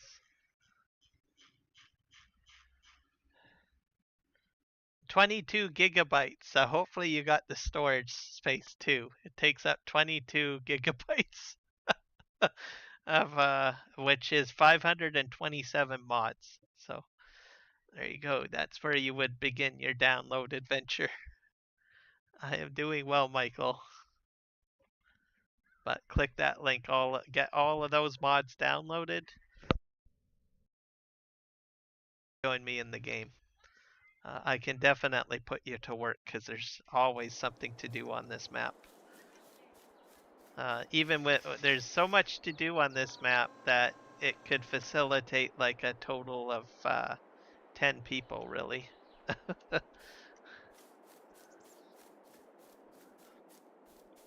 And I can facilitate 10 people too, by the way. I have a slot count of 10, I believe.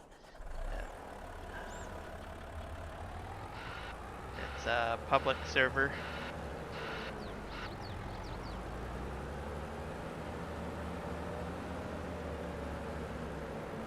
Alright, then you're all good then.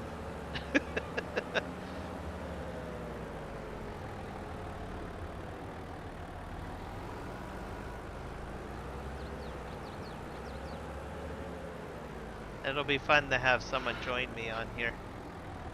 Jess on occasion has joined me. And I think Mon has been on this map a few times too. So I do get the help. And I definitely appreciate the help that I can get because there is a lot of stuff to do.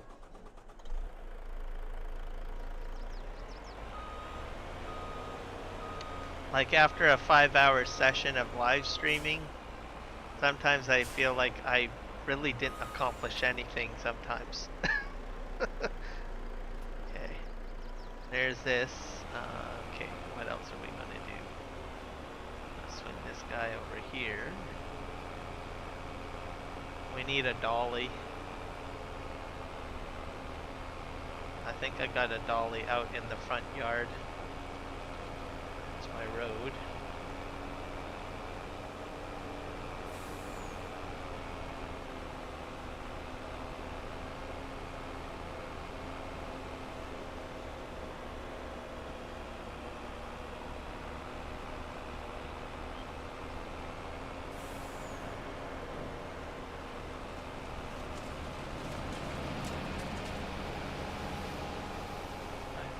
have a dolly over here.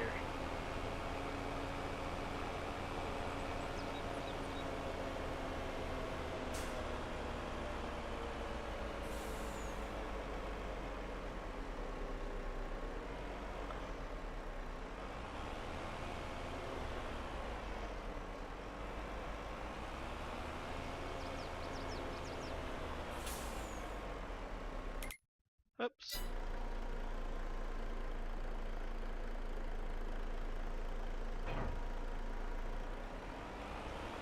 I'm not sure if I can hook this up or not. Let's see.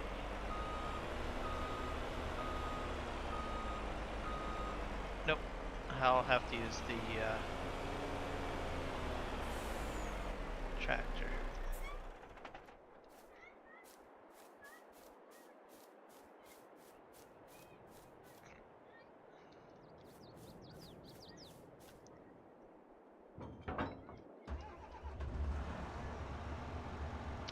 I knew there was a reason why I parked this here.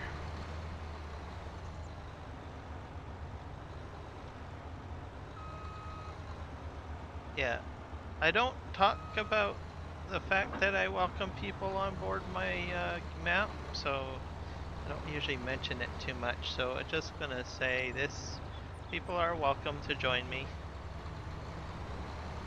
I don't mention it too often because I know that there's just like 500 and something odd mods, and that takes an extremely long time to download. So, and I know some people get a little discouraged with that fact. I don't change the mods very much too, so the only time that the mods do get changed is if the map gets updated and Dajnet does something with some of the map files and some of the productions he's added for the map. But anyone that plays PV Canyon Crossing will understand that. So.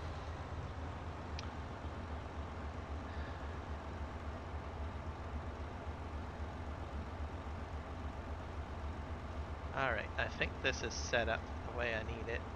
Now I need a...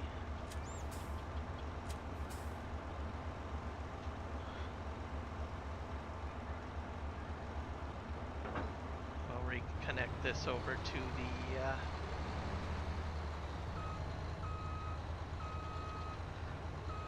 There's a Discord server. I don't have my own personal Discord server. I use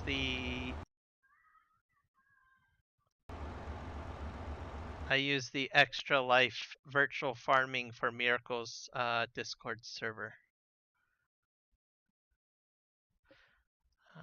If I do hash, let's see. There we go. I think that that command should bring it up. Let's see if the command will come up. It might not. I might have to go fishing for the link. I think I have to go fishing for the link.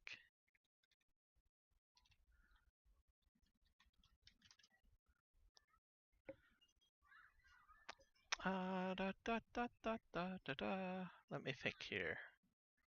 Where is that link?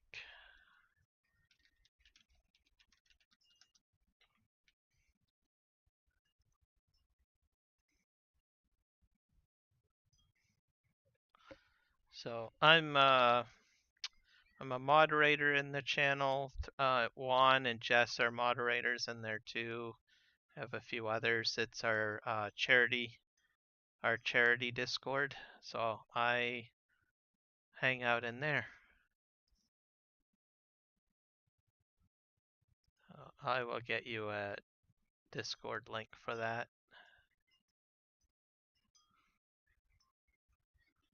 Da, da, da, da, da, da, da, da, da.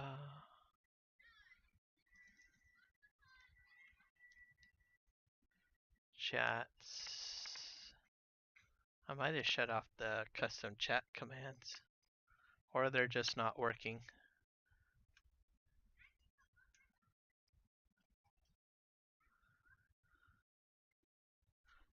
I've got a link for you. Here you go.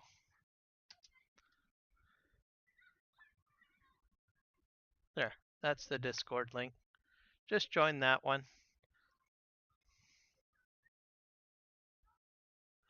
Da, da, da, da.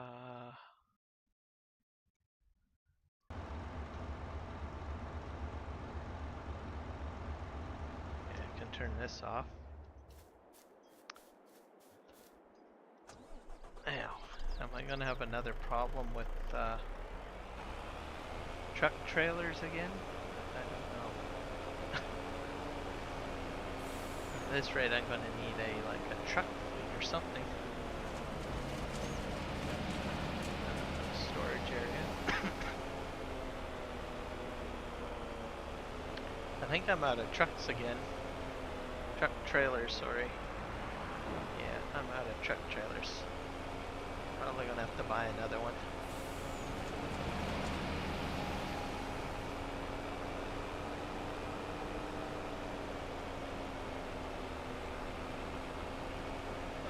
I'm going to buy a truck trailer for here.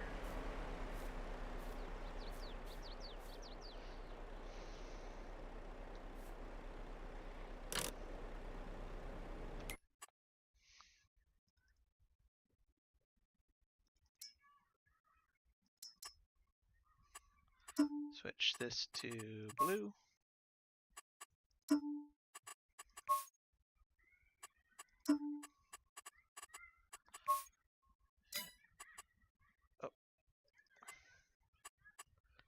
Yeah, up the capacity.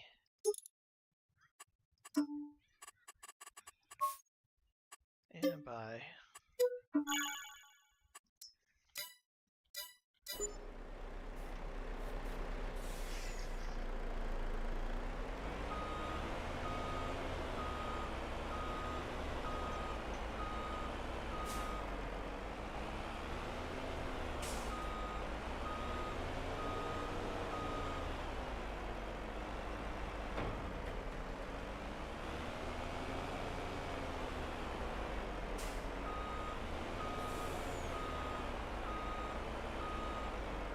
We're gonna B-train this. This is gonna be one long setup.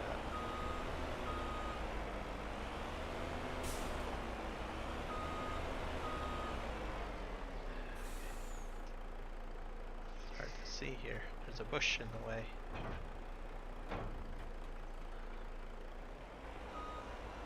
There we go.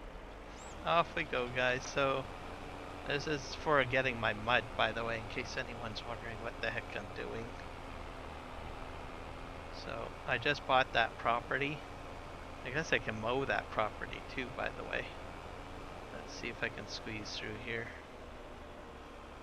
So I need a front end loader, and I also need a storage for my brick or my mud. Then we can get that glue factory going.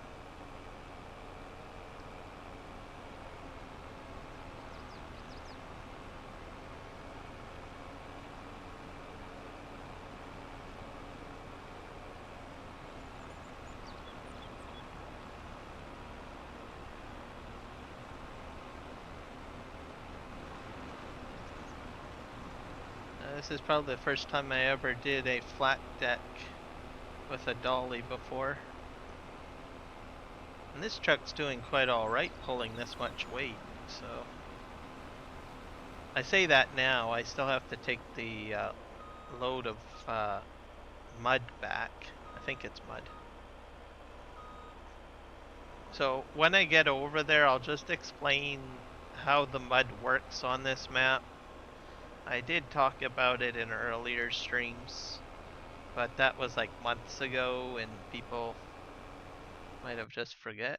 What's yours? Your Discord name? It is...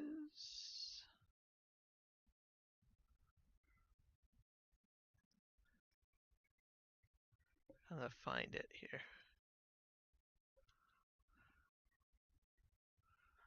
I should go into it.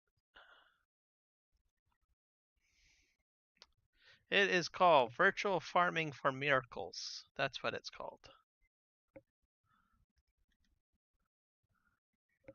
Well, it's technically not really mine. I'm a part of it.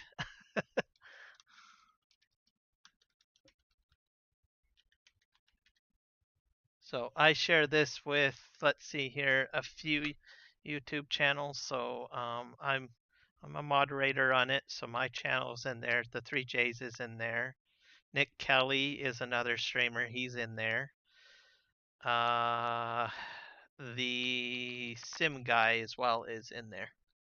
So my gamer tag, yeah, it's just Kiram, Kirm.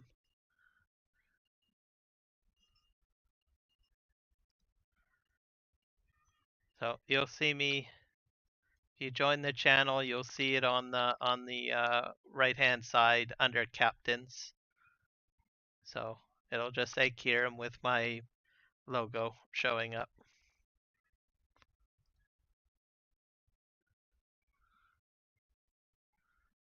Let's see.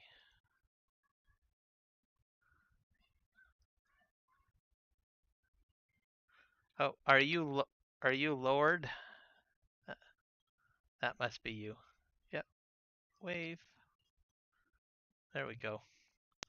I guess I can probably jump into a. We have a channel open, I think. Voice channel. Chat during stream. I think that's about it. There we go. Da, da, da, da.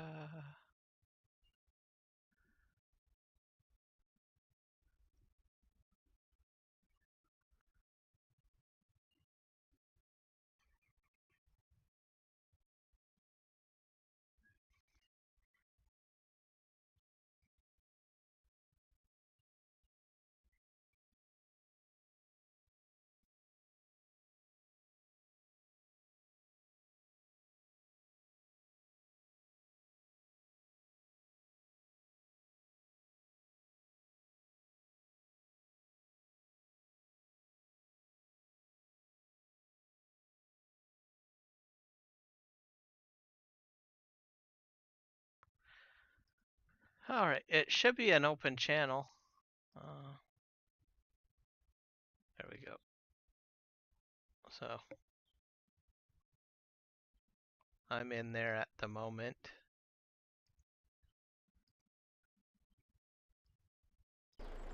Okay.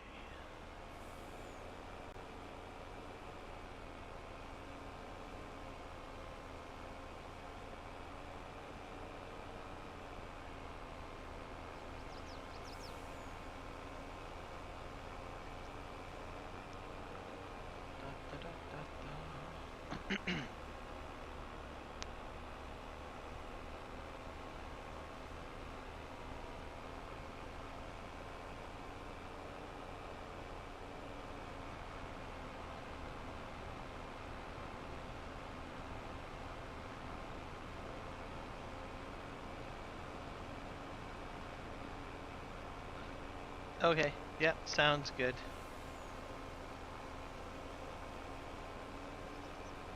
Okay, so we are approaching the new property. So all this area I could probably cut. This looks like I guess I could put factories on this property too. And we're in the middle of June, and that's where all the mud is. So we're just going to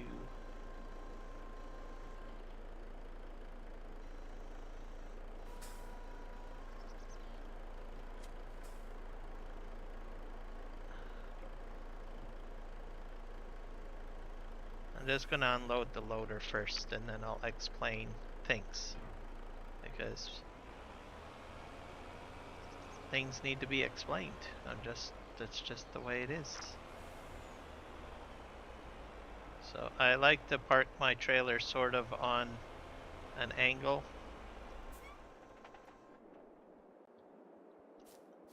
to where my loading is. And then we can get to work loading. So we're using the mud brick.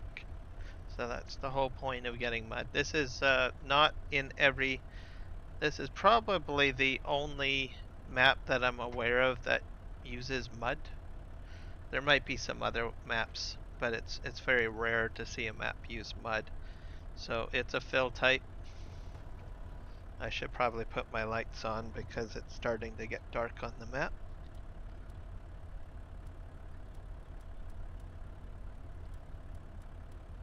There we go. And we'll just get to work. There's one other thing I need to do. This is a PC thing. To get my Logitech software going. So first time in like 3 weeks that I've had to kick the Logitech software in to get my steering column to work. Okay.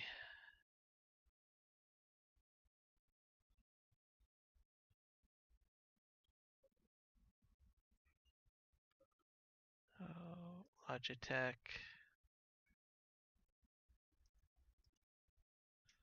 There we go.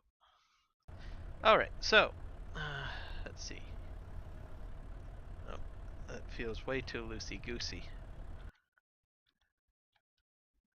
I don't like loosey-goosey.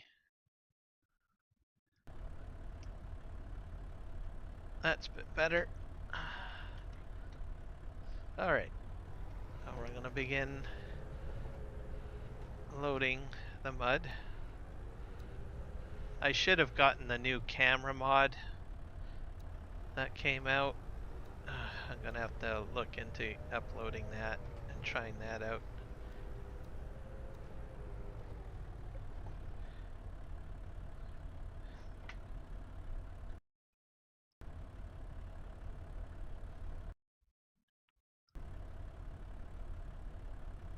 Alright. So I got my load of mud. That's quite a bit of mud. So, how mud works on this map is one, you need rain. Okay? So if you shut off weather on the map, you don't want to do that because you're not going to get mud. This is one rare map where the weather actually affects things, so you need to have the weather on. So, sorry. So if you like sunny days only, well, you're gonna be playing for a very long time, I guess. You won't be able to finish a lot of the projects on here. So I'm just gonna say that right now. It's interesting that it's spread out like that. So rain creates the mud, it fills this pond, okay? So that's how that works. The pond goes down in water level as it dries up. So sunny weather. So your summer months is probably your best time to go ahead and try to get this stuff out of here. Okay. The other thing, during winter time, you can't access any of this during the winter because the water freezes over. You've got a sheet of ice over top and there's no way to bash through the ice. So something else for you guys to be aware of.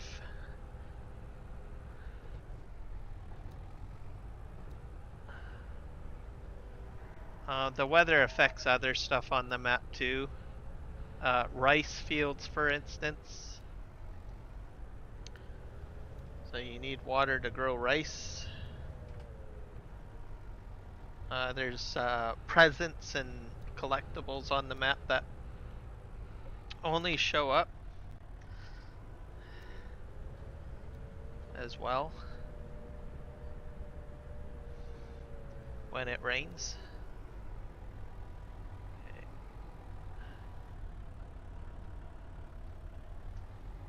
So just a few facts that you guys should be aware of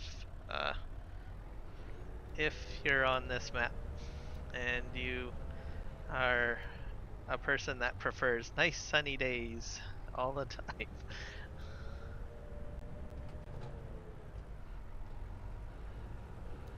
This is quite a bit of mud. That's kind of interesting how this all works. This is my first time digging in the mud, so I'm not an expert with digging it out. I'm sort of learning that right now. I'm up to 40,000.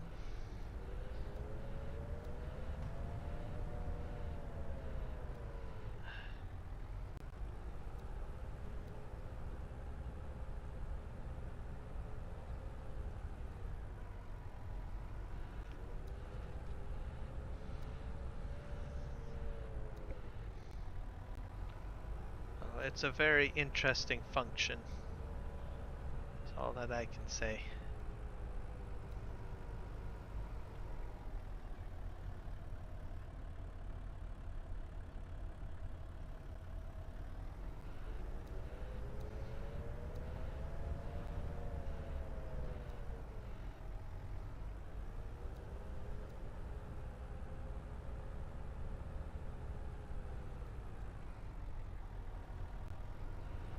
I'm not sure how many liters of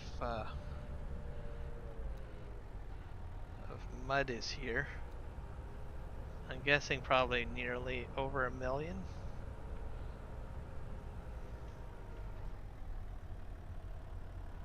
I'm up to about 60,000 liters right now dumped in there. Probably more than enough that I need.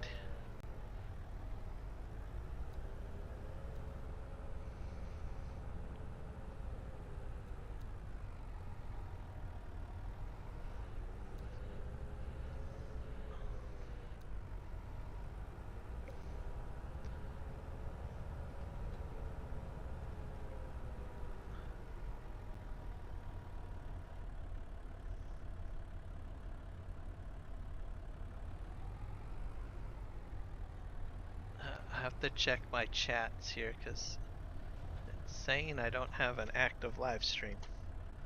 Let me just check a few things.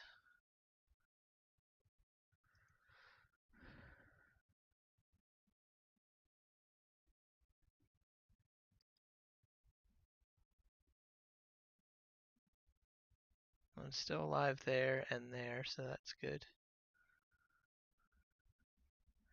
There is a major outage. What's that all about?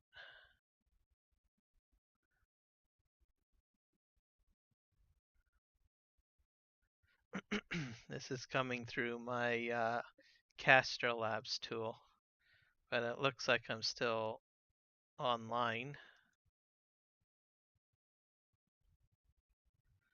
So I think we're okay there. I might just pop out the chats.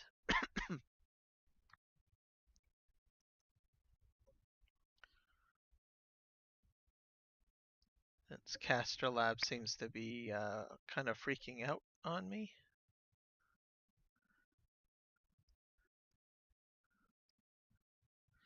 And I do want to stay in contact with everybody during my live stream. So I'll pop this out.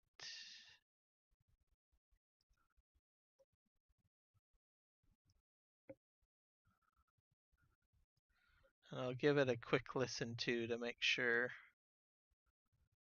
things are going okay. Audio wise, I don't think I have any issues audio wise, but who knows.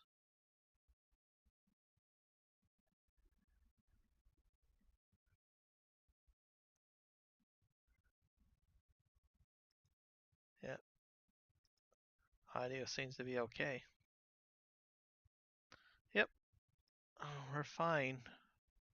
Vertical and horizontal are fine. So they should be okay.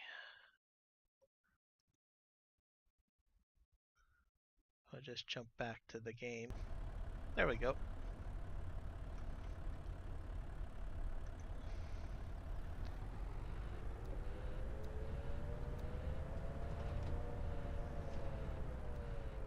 I'll have to look into the Caster Labs application a bit more.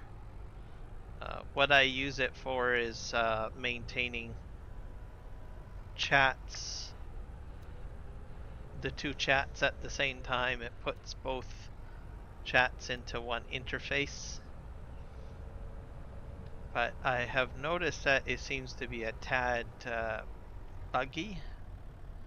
So I've only been using it for, I think, the past 3 or 4 streams maybe. So I'm fairly new to it. It's the closest that I can come to finding something that will allow me to have one area where the chats update so that I don't have to pop them out. So popping them out, what I mean by that is that I go to YouTube and I open up the streams, both of them, and then I pop out the window, the chat windows on my desktop PC, and then I watch. So that means I have 2 windows open for chat. But what Caster Labs does for me is it puts both chats into one window, so that means one less window that I have to worry about if it works properly. It was working at the beginning of the stream, but now I noticed that there's been some errors and some service notifications, so I'm like, okay, well, I better go ahead and switch back to the way I was doing things before. Pop out the chats. Last thing I want to do is not be non-interactive with my audience.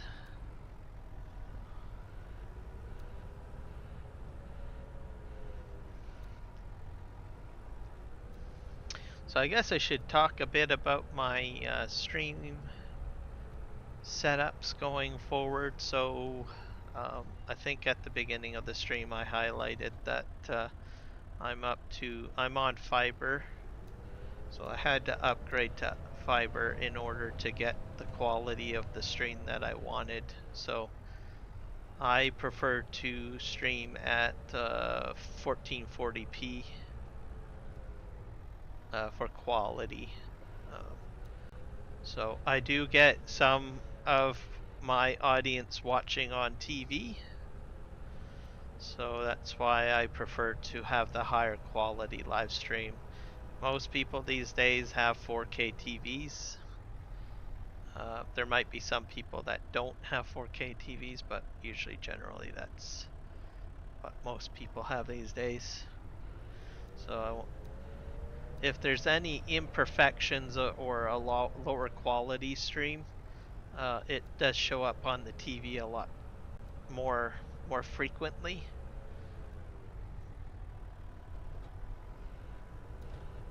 So I try to have a higher quality stream though, so that people can observe that my stream's a bit better, and I get a better codec pack from YouTube every time I live stream.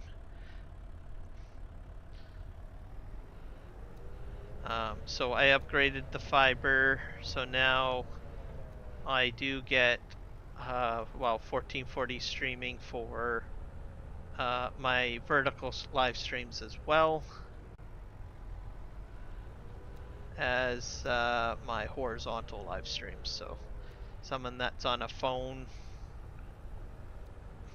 will get a better quality stream now. I have a much older phone, I think a Galaxy S9, so I'm not too well versed on the mobile technology of cell phones, but I imagine that the newer phones probably are way friendlier with the higher quality streams compared to the lower quality streams. Be interesting if anyone has like a brand new phone from the last 2 years that they've just purchased, what their thoughts are on stream quality, especially if they've had phones for years and have switched up and buy new phones on a regular basis.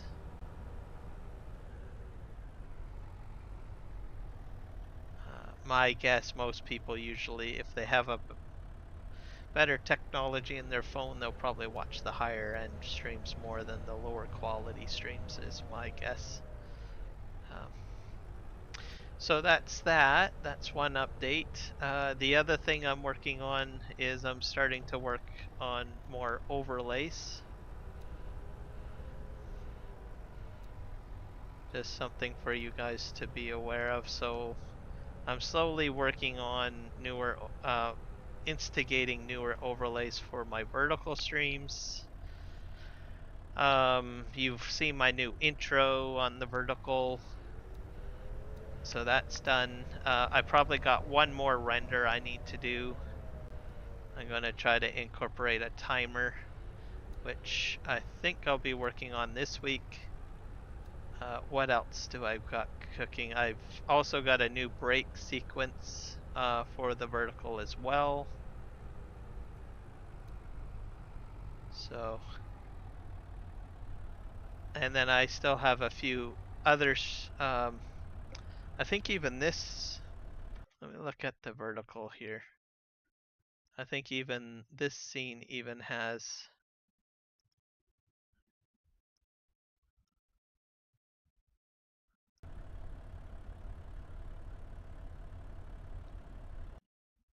let's see here. I thought I put in a new vertical background for this. Maybe I didn't. Anyways, my break scene I think is switched. Let's just take a look at that. I can probably switch to a quick break here just to demonstrate.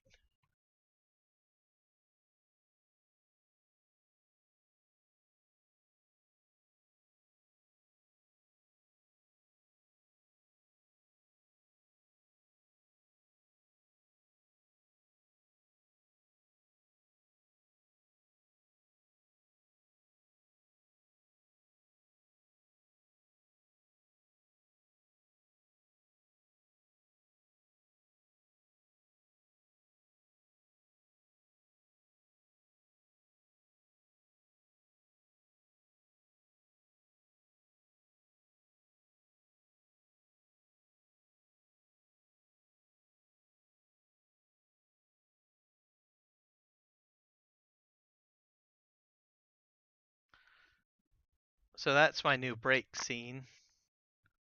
So I showed that for a wee bit for you guys.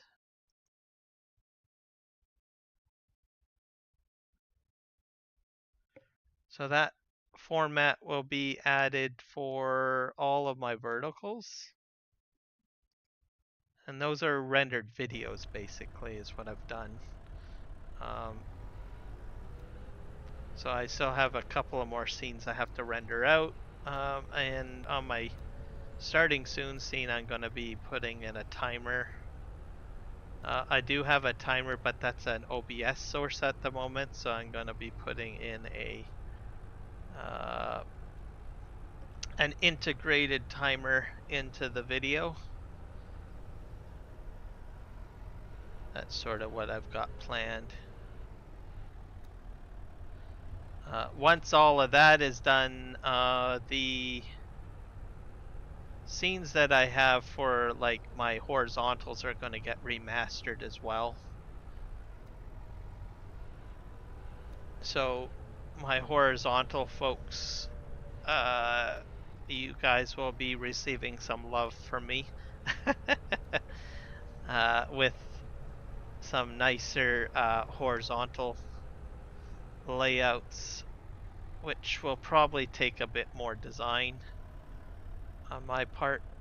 So we'll see how that goes. I started out with the verticals because it's a much smaller canvas to work with, so I can test out other features and stuff like that. So I'm using basically video software to do it instead of using how do you say it, your standard run-of-the-mill image application.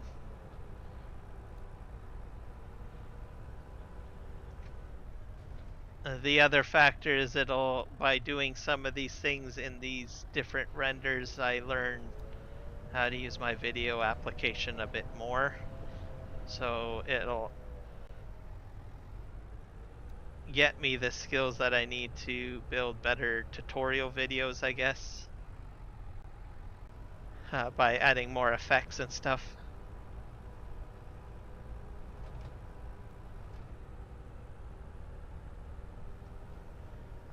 Something else that I want to do is start building thumbnails within my video application. So I usually use an online tool for building my thumbnails.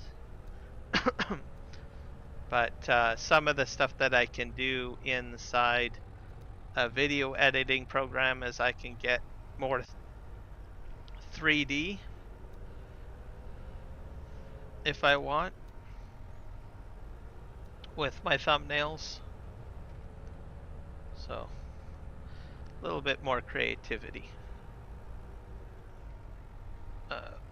The other thing I'll flow into, if you guys checked out my stream, what was it, for my test stream with the auto drive and courseplay on PV Canyon Crossing, you guys might have noticed that I've been using some AI art and what else? Anime. So I'll be looking at that, trying that out a wee bit.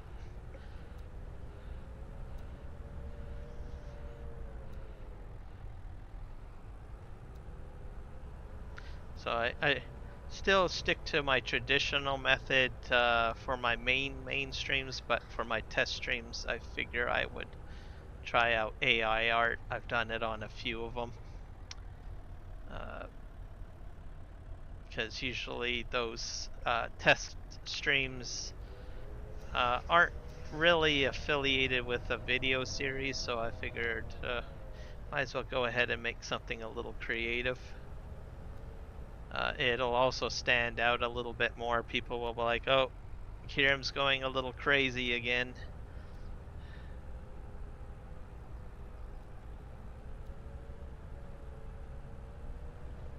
I don't think I'm digging into this stuff here. I'm gonna have to turn around a bit.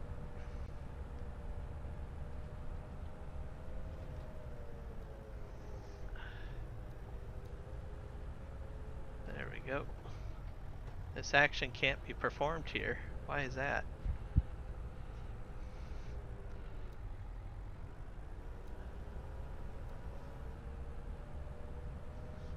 So those are the channel options.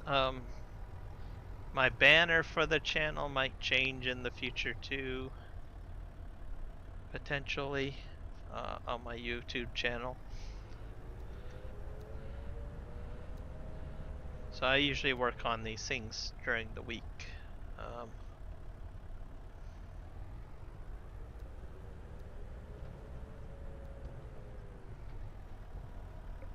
Now, as for tutorial videos, I'm still working on the auto drive and course play setup. Jacob Sparks, hello sir, welcome, and thank you for the subscription.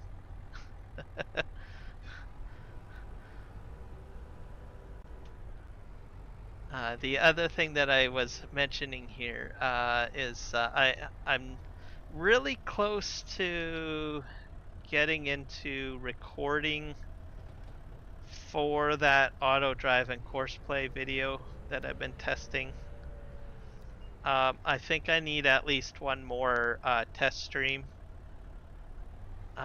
coming probably this Friday, I guess. I'm not sure. I don't really have a set day for test streams, but I have a feeling I need at least one more test stream.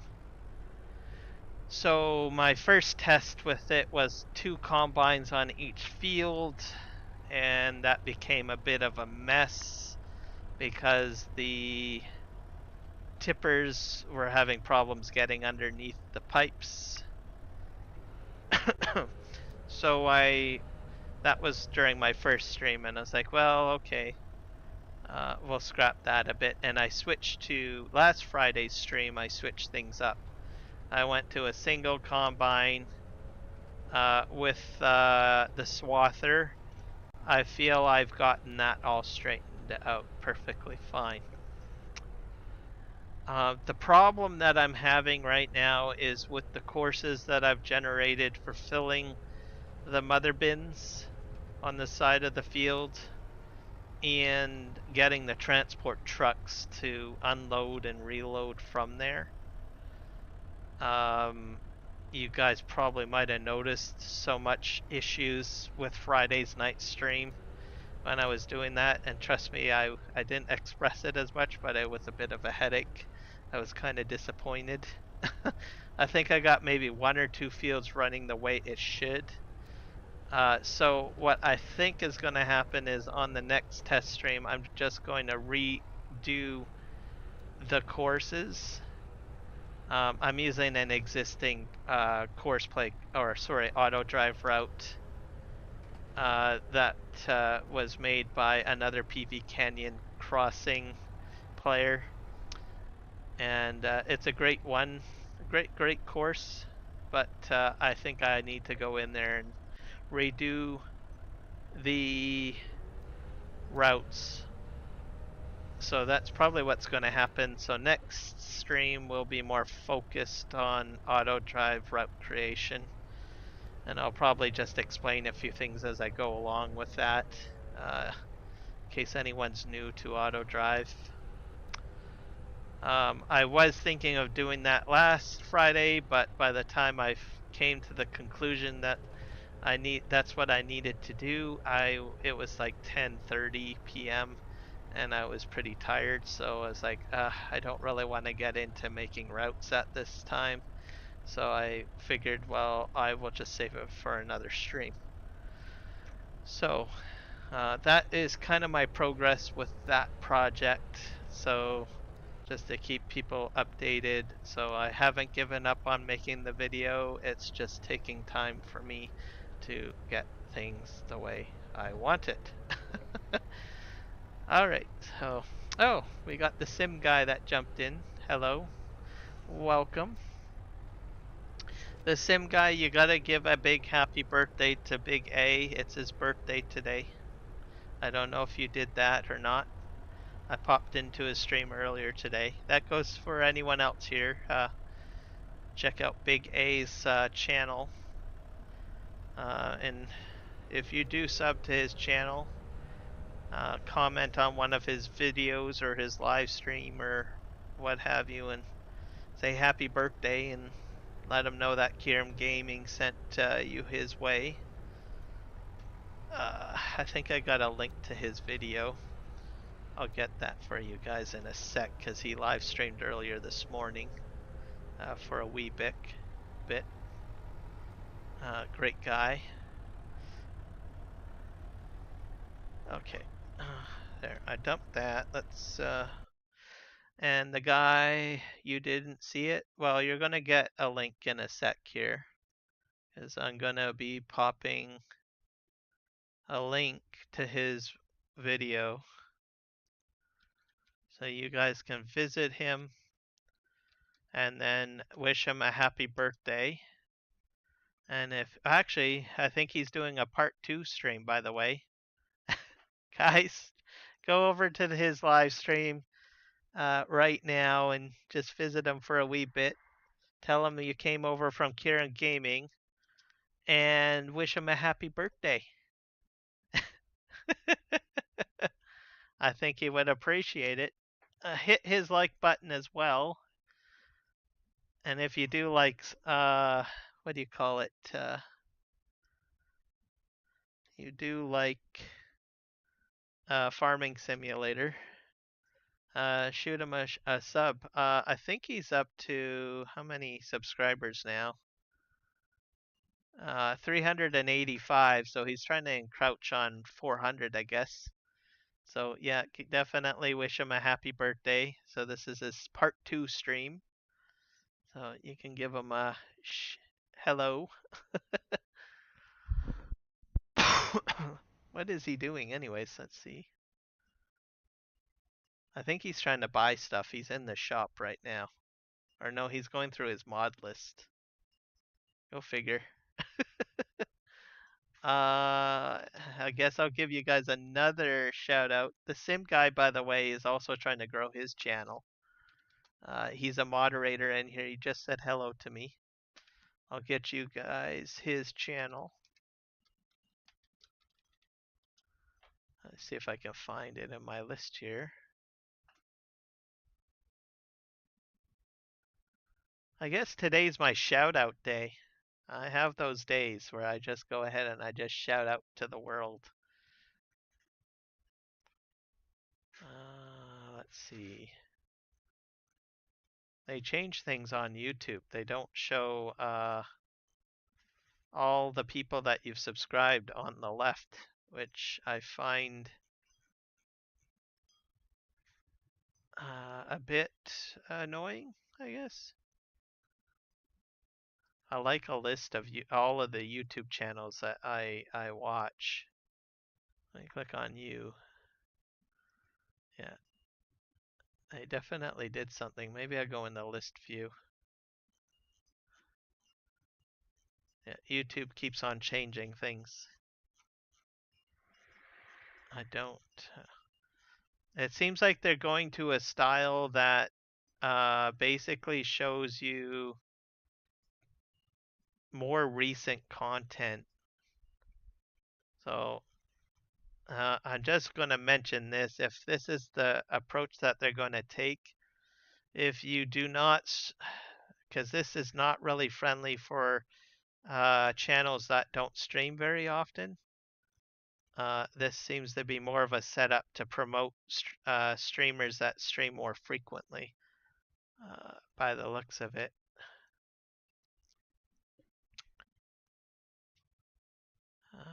Let's see, I'm scrolling down, I'm scrolling down, I'm scrolling down.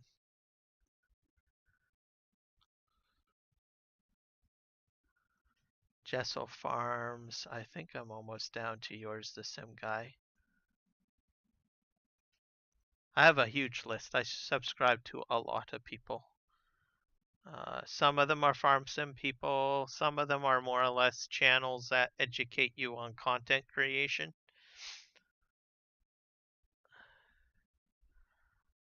I honestly think that what YouTube should do is give us the ability to create and organize our subscriptions a bit better so that I could have like a folder that says like farm sim subscriptions, news subscriptions. I watch a lot of news too. Music, um, sorting area. What else do I like to do on YouTube? Content creation. So I could have these different categories and put all of the different channels, organize them into specific subscription categories would be really handy.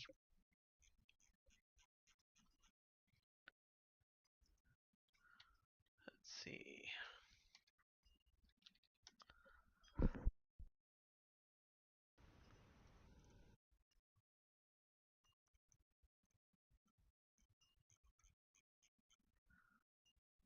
I'm gonna find it one way or another. It's in here.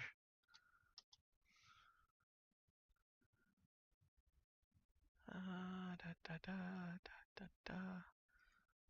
Is there another way to sort all of this?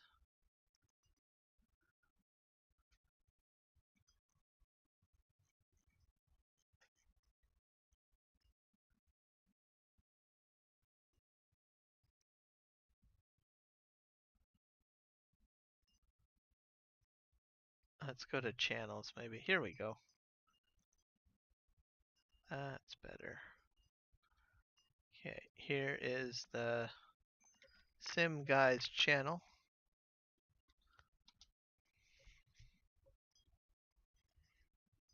So he does live streams from time to time as well. So you can shoot him a subscription. He's at 44 subs. All right. So how are you doing, the Sim Guy? Are you working? Okay, we're back to the game now, folks. And hopefully you're doing well.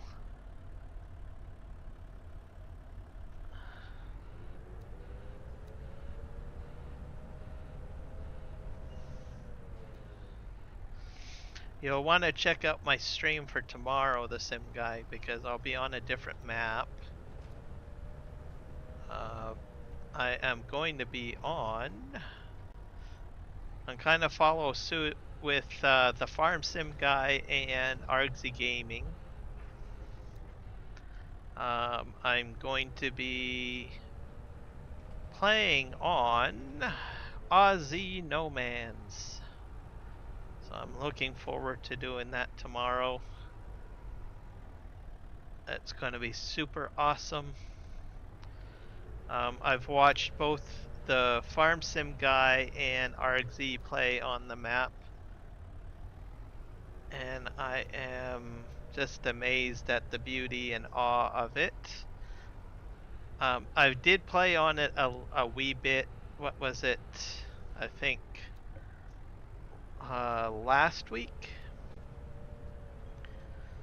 I closed out my regular No Man's Land gameplay, and I sold everything and moved over to Aussie No Man's.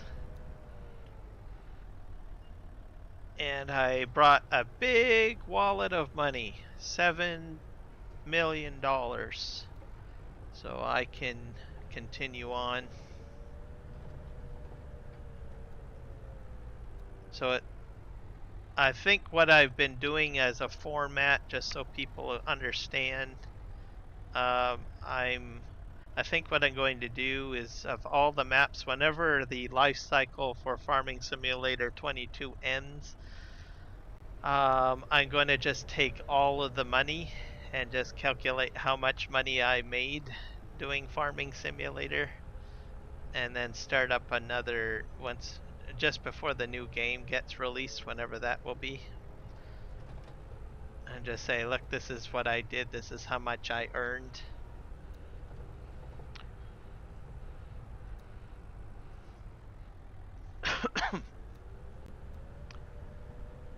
And hopefully I'll have quite a bit of progress done on PV Canyon Crossing. So my goal for FS22 was to try to get into this type of map. I looked at it briefly in 19, and I was like, I'm so new to Farm Sim, I don't understand a lot of stuff, so I was like, yeah, I don't think I'm going to do it in 19. So with Farming Simulator 22, I was able to learn a lot of the basics with the start of the game, right? Without feeling left out of the loop. So I started off with Elm Creek and then moved into other maps on here, and then once PV Canyon Crossing released, I jumped right into this, and right at the beginning. The Farm Sim Freak is here. He has arrived. So guys, this is another awesome content creator. Check out his channel. I'll get you a link for him too. He's been like, I don't know, just working extremely hard. He is a Giants partner. I am just amazed at the amount of work he's done for his channel. You guys, I think he pretty much like he live streams like almost every day, so he's been putting in the hours, and it's been well worth it. I've enjoyed watching a lot of his streams. He does all sorts of different maps, and also different aspects of Farming Simulator. I think his logging is what probably caught my eye when I first started watching him. Yep, there you go. So like and share. So I'm gonna find his channel right now. Farm Sim Freak.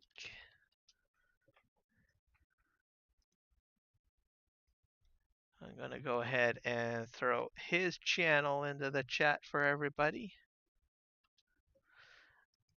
Venom the boy, this is Farming Simulator 22, my friend.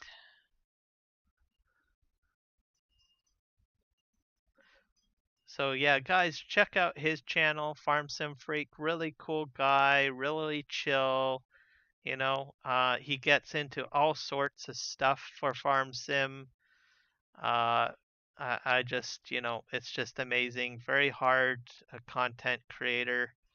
And I'm just, you know, amazed. I think he just recently started his channel and he's up to 2.4 subscribers. He's got 924 videos out, so he's been really busting the pavement, as the saying goes.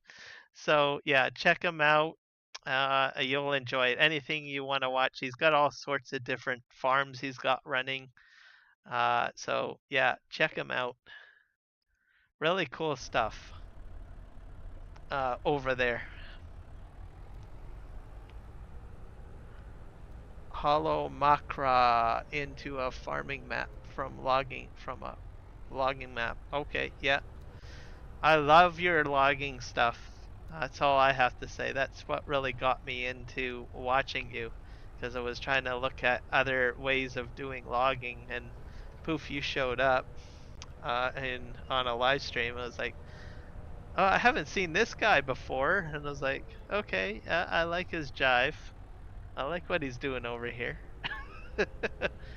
I think you also run multiplayer servers too. He runs multiplayer sessions, if I'm not mistaken, and you got your own crew over there. So really cool stuff. I enjoy it. Been in it for 4 years. Okay, so you've been around for a while.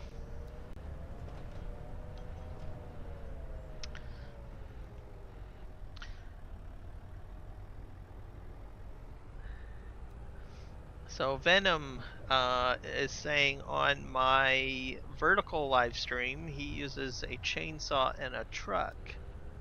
Not bad, yeah. Are you on console, Venom, or are you on PC?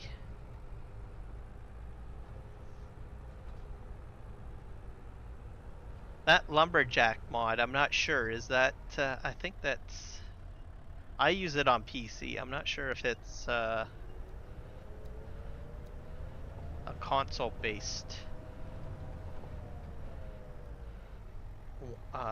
mod. Xbox truck.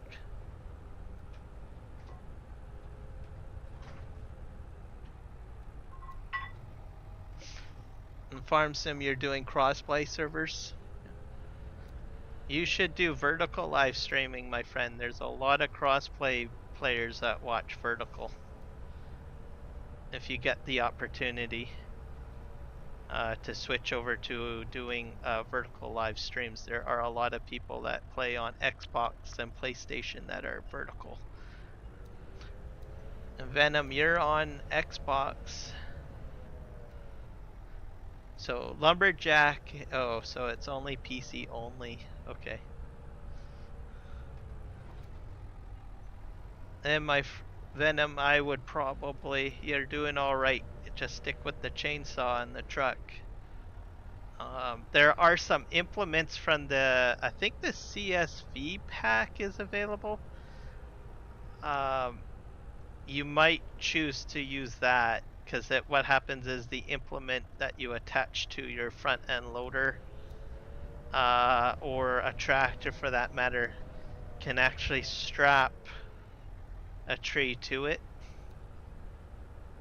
and that might help you out.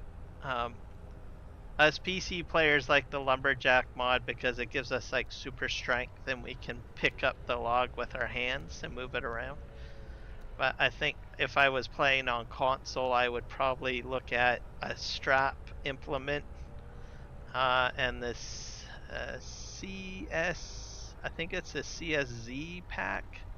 I don't remember.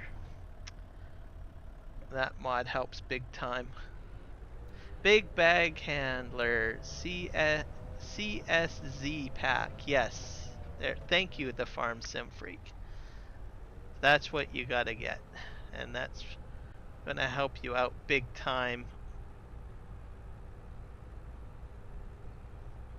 And it's gonna not only for logging, it's gonna help you with moving pallets around, anything heavy, because the implement has the straps built right into it. And that CSZ pack gives you, it's a huge pack that gives you implements for, let me think here, front end loaders, tractor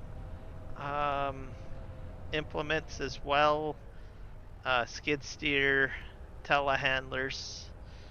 I think there's well over 50 implements in there, and they're very friendly for moving stuff around. Your trees are not growing. It does take time for them to grow. You do not have to water them, no. Water is not a necessity. It just takes a really long time for your trees to grow. So you're going to have to be very patient. That goes for everyone, even myself. If I plant trees on PC, I just have to wait. So it might take I think almost in some cases, some trees take an entire in-game year to grow. So 12 months.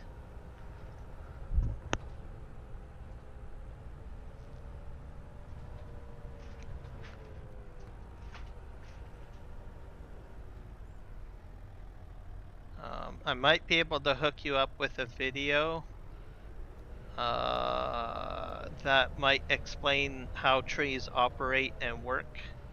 Just give me a sec. I'll get you a vid. I know Farmer Cop did an excellent video describing how the tree growth process works and stuff like that. A sec. Farmer Cop. Trees.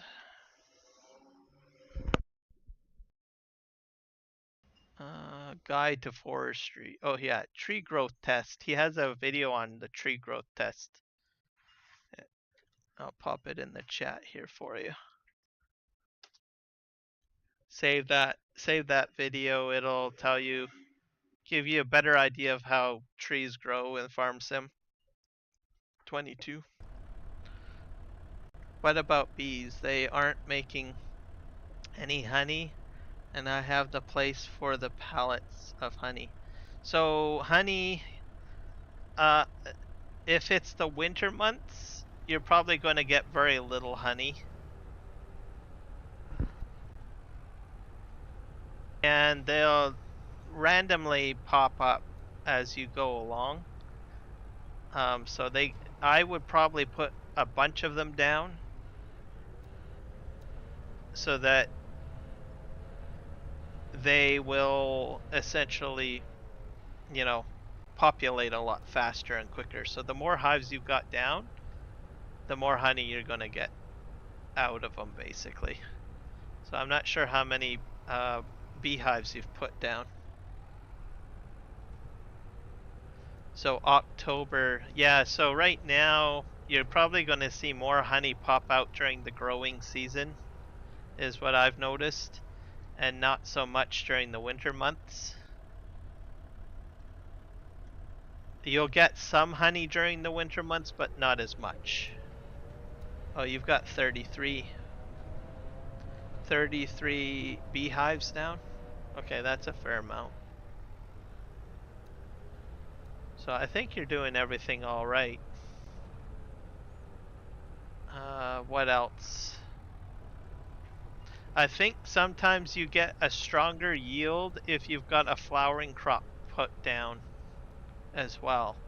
So like canola, potatoes. There is another crop too, I think, that does flowers. So put those down. You might get a little bit more out. I find that with flowered crops, I get more honey for some reason. Corn, I don't think is a flowering crop. You need canola,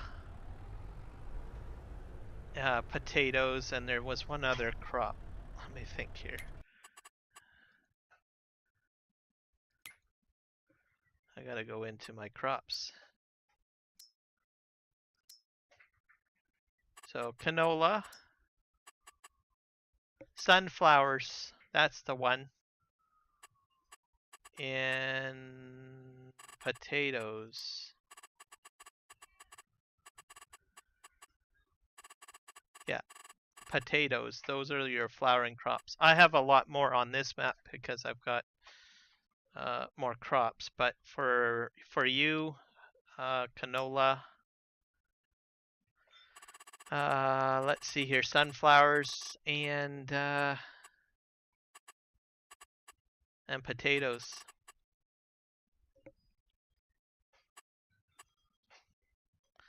And if I'm not mistaken, they make oil, so you could probably get into oil production if I remember correctly here. Let's go in here. Construction. In case people are wondering on my horizontal chat who I'm talking to, I've got someone watching on my vertical. Venom's chit-chatting with me. Let's see. Should it be near because I have lots of animals excluding cows and pigs? Yeah, happy Easter as well to you. To fertilize the crops, it's best to put the beehives along the edges of your field so that you can get the fertilization bonus. So that's just generally what I do. And then the spawn point, you can put that anywhere on your map, okay? You don't need to put that anywhere near the field. You could have it like anywhere. You could have it in the middle of the map. You can have it in the lower corner. You could have it close to your fields, far away from your fields, doesn't matter. You can put that spawn point anywhere. But the beehives themselves, your best bet is to put them close to your fields. Specifically the flowering fields, generally. And then it'll increase the fertilization yield and stuff like that too. So maybe you might have like 3 fields, one with potatoes, one with what do you call it, canola, one with sunflower seeds, all close to by, and in the middle of those fields have your hives, or you can space them on the outside of the fields too. That's always an option. All right, bye Venom. Thanks for stopping in. Hopefully I'll see you in a future stream. And you have a fantastic Easter.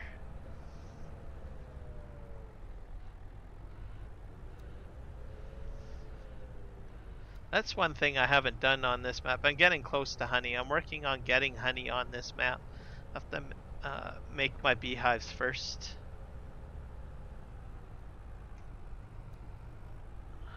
There we go. I just gotta get this mud. Oh, I think I got a save happening here.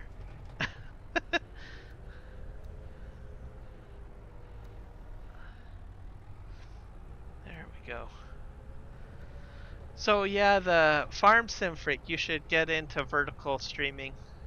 As I was saying, I've been doing it.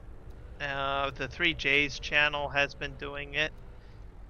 Uh, we both of us have been talking about our experiences between each other through Discord, and we both have come to the conclusion that we do get a far more visibility through vertical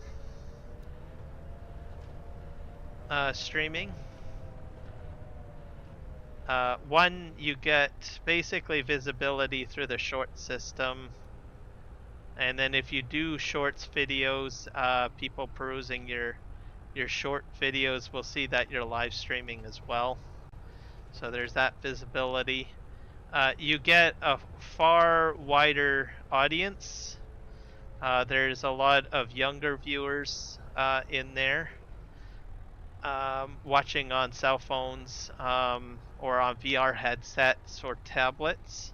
So you're expanding basically your channel to more devices. What else can I say?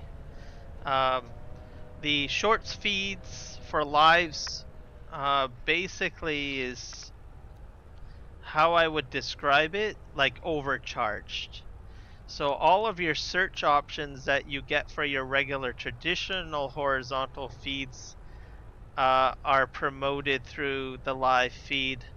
But in addition, what your horizontals don't get, but your verticals get, is that you get the short live feed and you also get the shorts feeds itself. So you're getting an additional two feeds of visibility. So instead of however your channel normally gets searched for lives, you're getting additions added to your lives essentially through shorts. So more algorithm data for you to be visible in.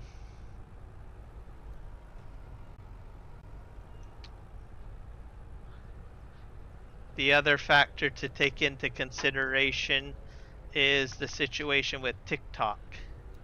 So I highly recommend anyone on YouTube to get on board ASAP or figure it out. Because if, as you're aware and you're probably following what's going on in the States, TikTok is kind of becoming illegal. So that means all of those content creators will be looking for a new home. I have a feeling that they will be coming over to YouTube.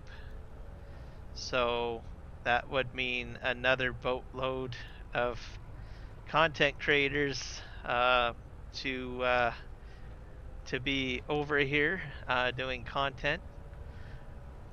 Um, so I don't think YouTube's going to be affected. It's just TikTok. So there is the potential that TikTok might get bought out by a firm in the US and they might stay in business, but it's hard to say. Other countries are following suit. I know Canada is looking into security concerns with TikTok as well. So we may no longer see TikTok in Canada unless it gets bought out by some sort of North American firm. The other factor too to take into consideration, if I'm not mistaken, a lot of Twitch streamers do vertical lives through TikTok as well. So they may reconsider their platform of choice and come over to YouTube. Either that or they may just stick with Twitch and only do YouTube vertical shorts live streams on the YouTube platform. So everything to do with TikTok is definitely going to change how everything kind of goes. But from my channel's perspective, what I've noticed is that I get double the views and double the visibility on all my verticals if I vertical live stream compared to my horizontal.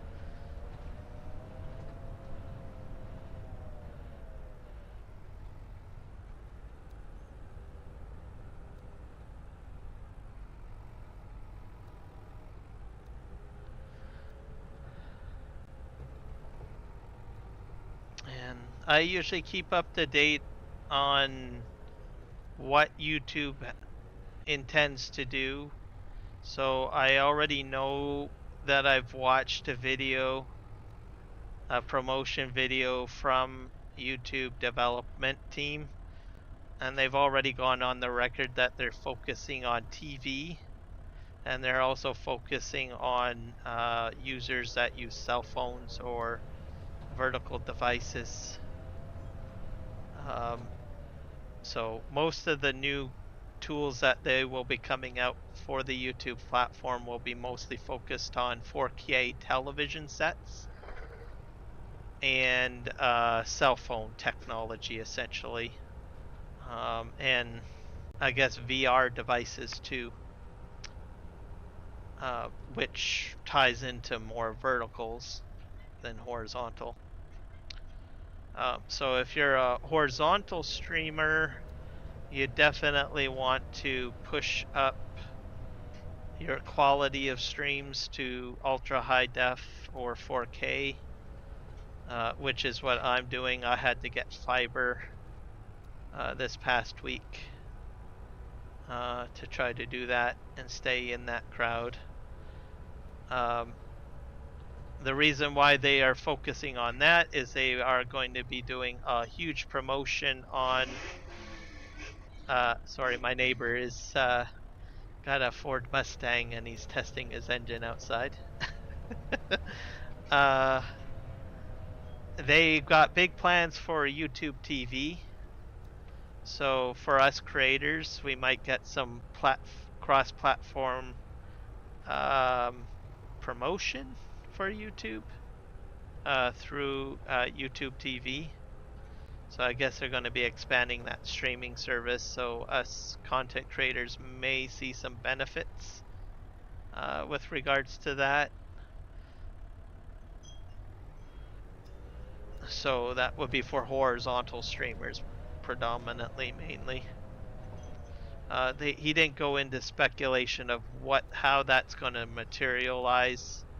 All he said is that it has something to do with the 4K television sets and their YouTube TV, essentially. So, and there will be some cross-platform promotion to those that create content, I guess. Yeah, so should be interesting. I think sometime maybe next fall or late summer, I think we might see more stuff relating to that.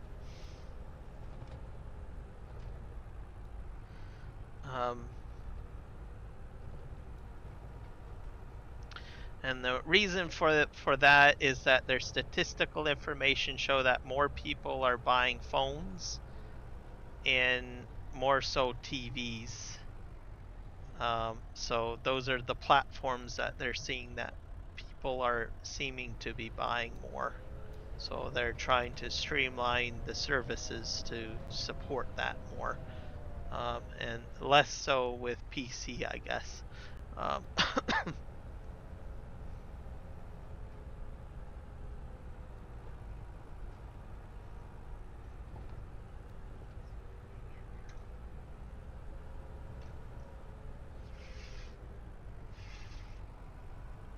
All right, this is almost full, I think. What are we up to? We're about half full, 56%.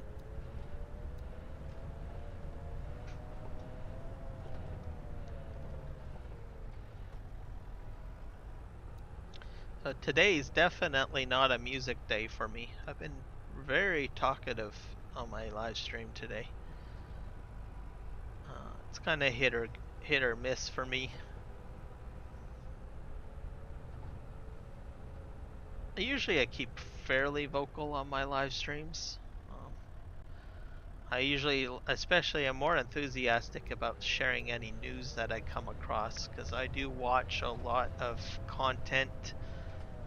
Try to keep up to date on everything as much as I can. That's kind of my nerdiness of who I am.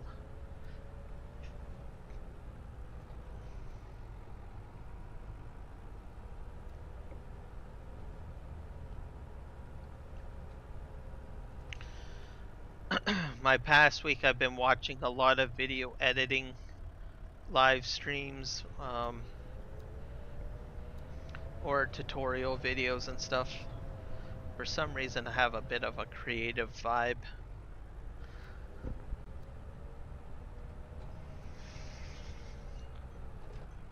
Which is kind of good because it kind of synergizes with what I'm trying to do with my channel too, so I like.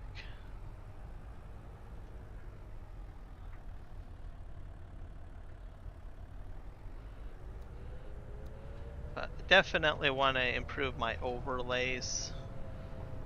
That's what I've been mainly focusing on, in improving how my videos look, essentially. Trying different ways of doing things.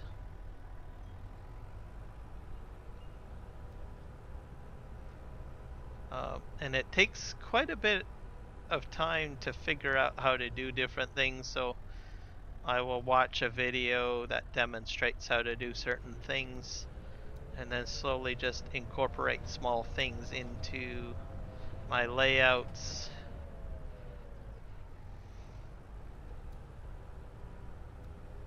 And that's just pretty much how it is, really. Some of the video editing software are like behemoths, and it's like very complex on how to do that. Sometimes even the more elaborate photo editing software suites can be a little overwhelming, because you have like this powerhouse of an application and it does so many things, but you really don't have a full understanding of how the application works until you start working with it. So what I suggest for anyone that's getting into like video editing or even image editing, look at different features and just incorporate small things at a time into your existing projects, is what I usually would recommend, and that's the approach that I've been taking. So I say, oh well, that looks nice, maybe I want to add that into my video or into my layout, and then you usually pick up a couple of skill sets as you're developing it, right? You add it into your video or you add it into your live stream or what have you.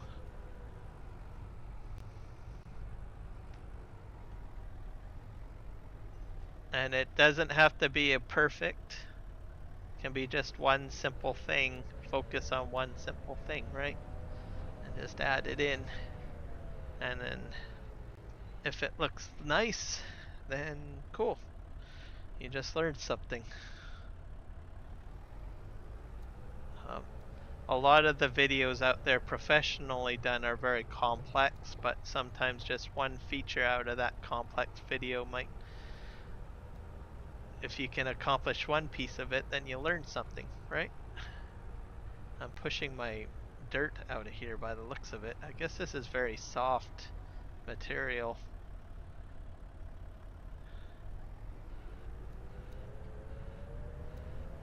I think that's going to be enough.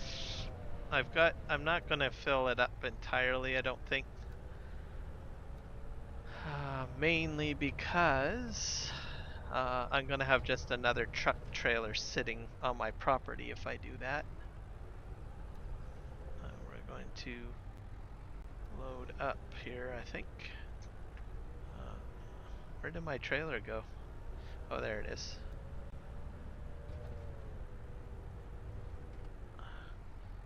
This is going to be very interesting on how I'm going to get this all hooked up, because I don't think I pushed that trailer too far ahead.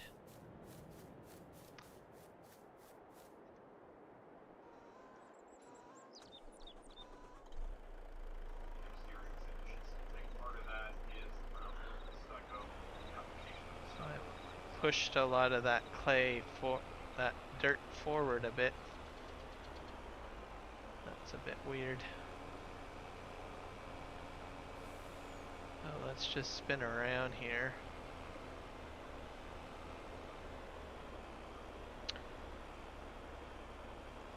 Oops, sliding.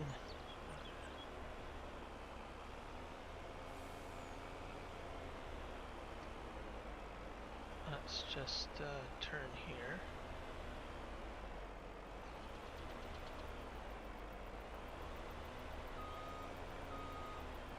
Oh, come on.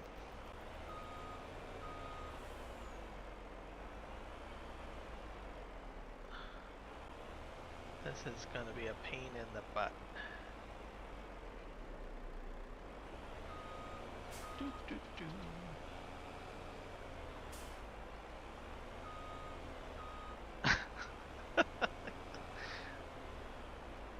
I am so glad that I don't do this in real life for a living.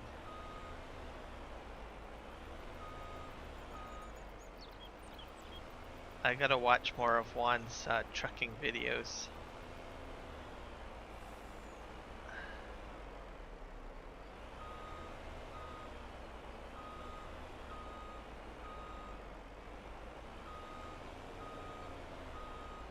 This is just awful. I think I'm gonna have to use Lumberjack mod to help me out here. Some super strength. This is just crazy. Yeah.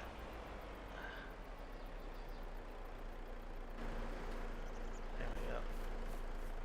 I just don't have the patience, folks. I don't.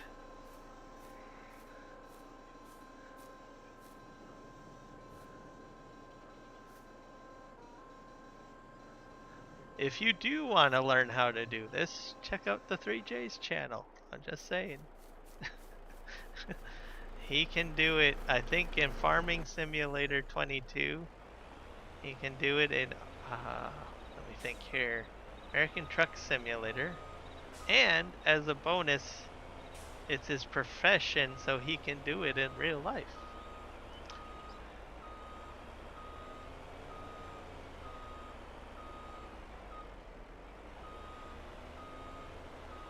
Or, if you're just a farm sim player and you don't want the hassle, you can just do what I did.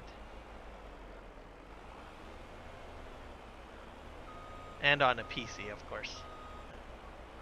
I think if I was on...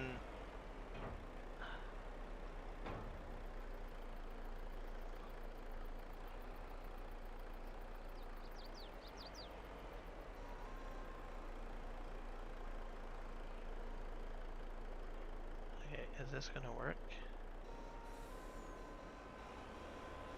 There we go. Perfect! We are in business. And we'll put the straps on.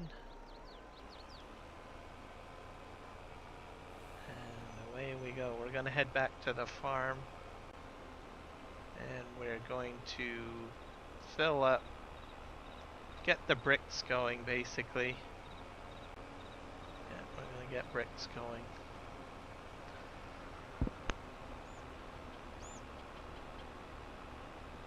Make that glue factory. And any excess bricks that I make can be just sold, so I should be able to make hopefully money from that. So I spent a lot of money, I'm telling you. There we go.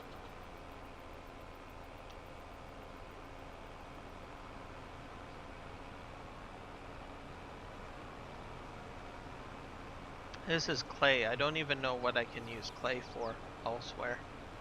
But, oh well, no matter. We'll have bricks being made. Hopefully I got that front end loader strapped down. It doesn't look like it.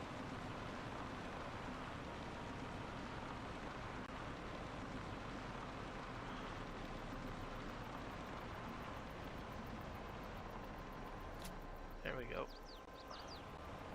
I got an extended dolly, I think, on here. There, we're all set now.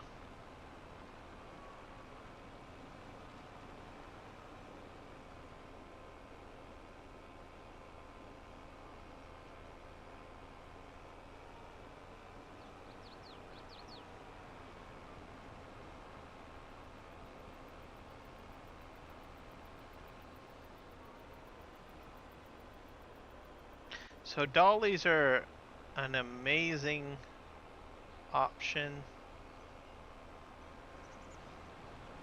So definitely buy them. Not many people use them in Farm Sim. I mean, there are some people that use them, but they are definitely a blessing. So don't underestimate them. They can help pull more than one trailer at a time.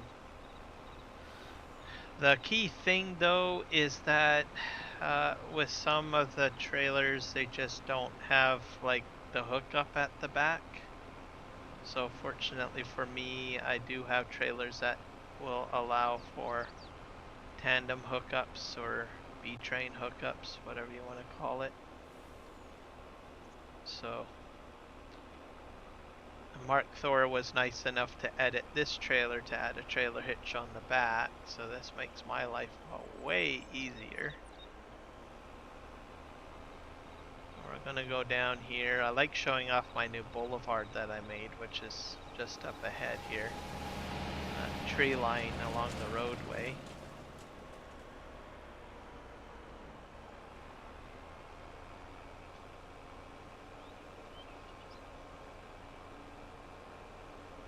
Oh, very nice. I still got some more editing to do for roadways, but it's coming along nicely. Alright, I think we're going to just park this over here. Just like so. I have a feeling I'll be using the front end loader pretty soon, so.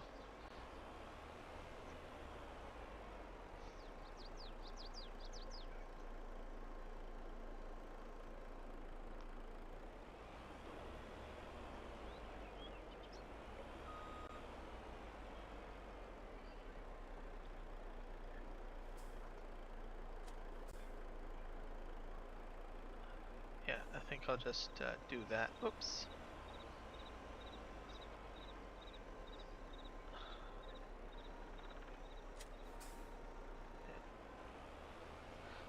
I'll just scoot over here to where my parsnips are. I wonder if this potato field is done.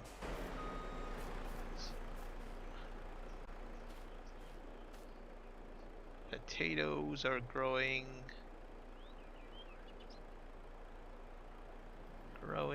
64% yield. I wonder if I missed something. Oh well, pretty sure it's all fertilized. My roadway goes over here. This is my preserve factory. That's my potato harvest equipment.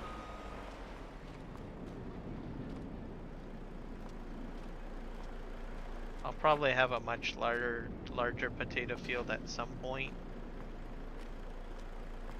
I'll probably have to put a root crop storage in here somewhere. Alright, so this is this area. And we're gonna scoot up this way. So this is parsnips. We're in the June. I wonder if this stuff is ready to... Don't think so yet. Oh, still growing. I've got red beets, parsnips, and can't remember what else. This goes into my flower factory area. I'll just drive through. Whoops. Drive through here.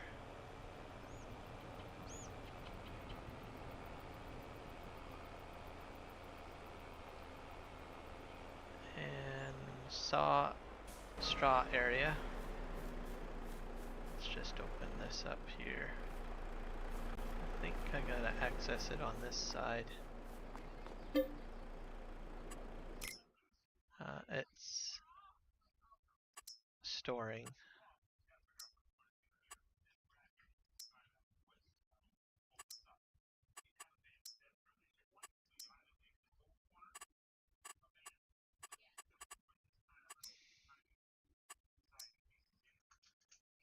Switch these as spawning. Hopefully they'll spawn out.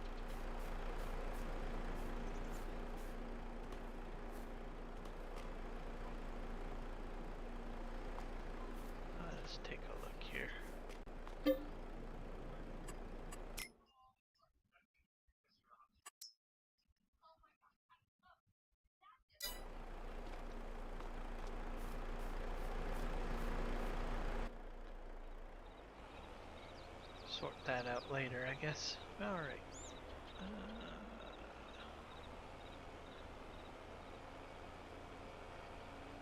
My fuel factory over here. My wheat field on the right. And we're gonna go ahead and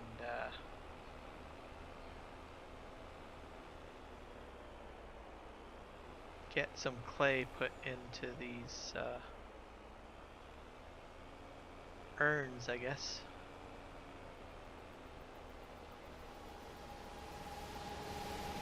Not urns.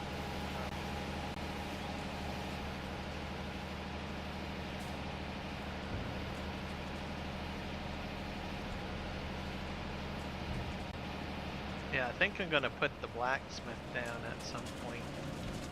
This trailer's gonna be left right around here.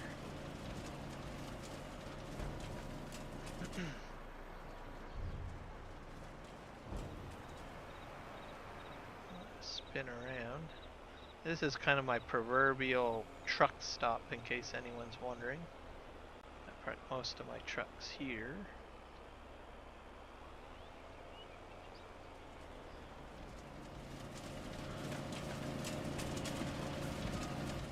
There we go. I'll have to go into the productions and get them spitting out bricks now.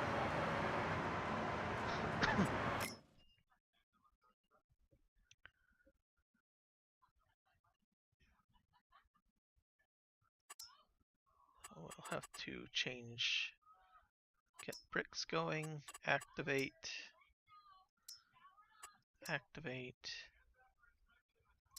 and gold bars are missing.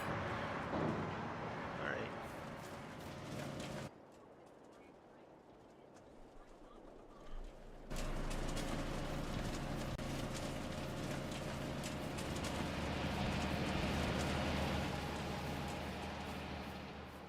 I have to get that load of glass down to where I need them to go to.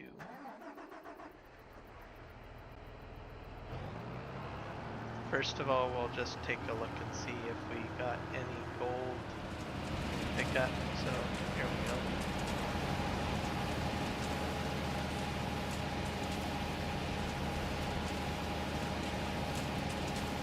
There's some gold there.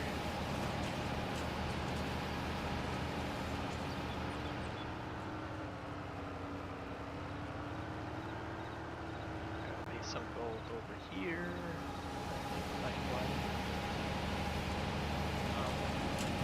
I don't produce very much gold really quickly, so that's why I'm only using like one area to make gold. So I get two byproducts, generally gold and clearfill. Clearfill is just for cash, which is garbage pretty much. There we go. I think I will put the blacksmith down at some point. We'll get there at some point.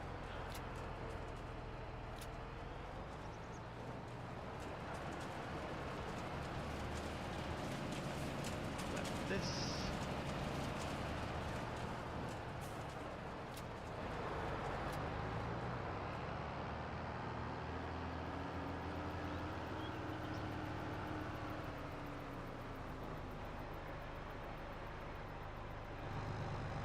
Slight hiccup. So I think today's stream will probably have two short videos.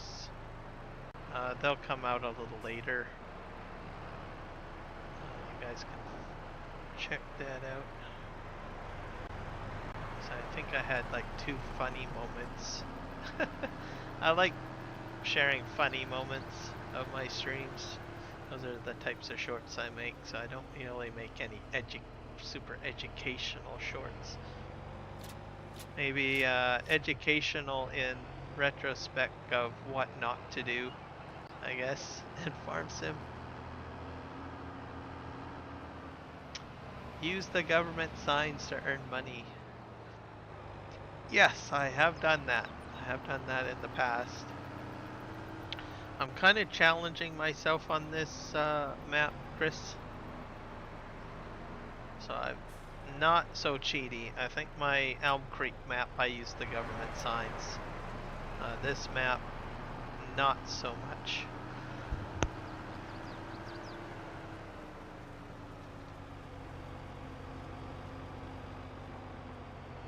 I suppose I could probably put one down and it wouldn't hurt too much. Because I think one of them gives you like $1 million, but there is one that is not so cheaty. So maybe you're on to something. Might do that in a sec here. I'm just gonna get the rest of this metal here.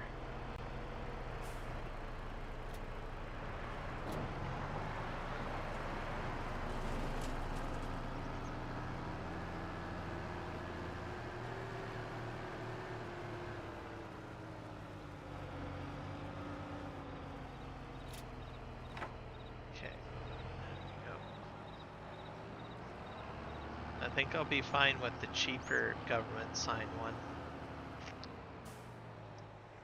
I think I've got that mod installed. Let's see. I think it's under decorations. Or no, it's under generators if I'm not mistaken. So we'll go to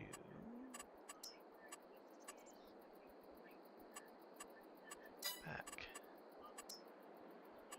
Buildings, silos, containers, tools, decorations.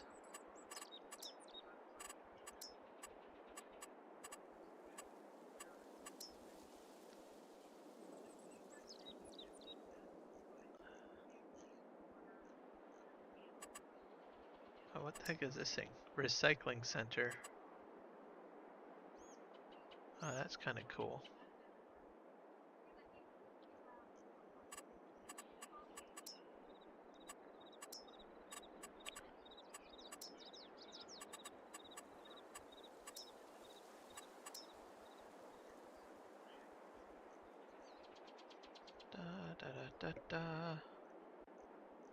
I might not even have the government sign one in here. That's a potential situation. Oh, that's a cool bridge. What's this? Another bridge? Yeah. Oh wait, here we go. This is a sign, multiplayer sign pack.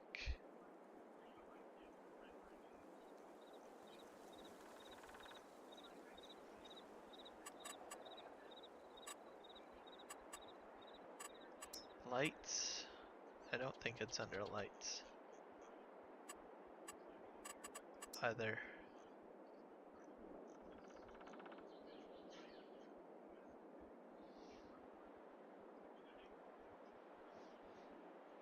I don't think I have that mod installed on here.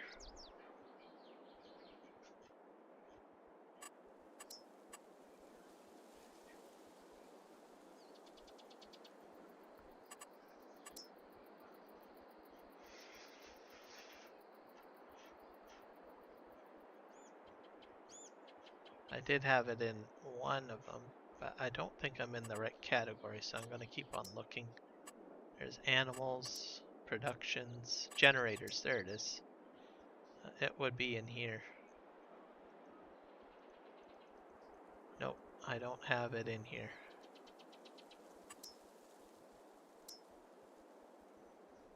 Oh, I do make... I could probably put one of these solar ones down. What about this? This makes quite a bit. I could probably put a few of these down.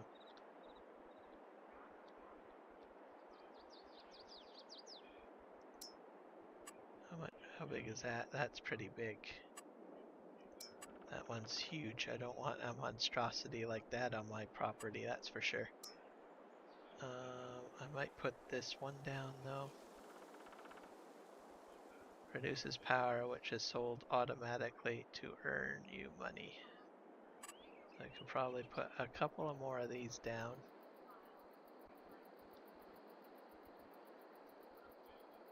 I probably might put them here.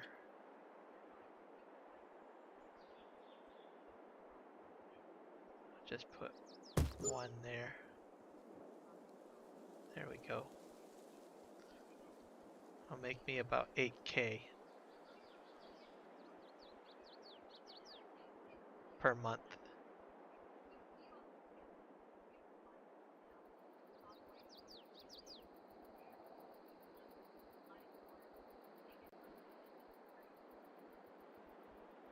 I'll put one more down.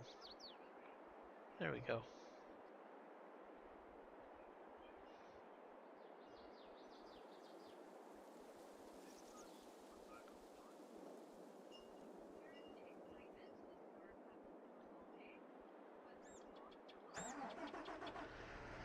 Okay.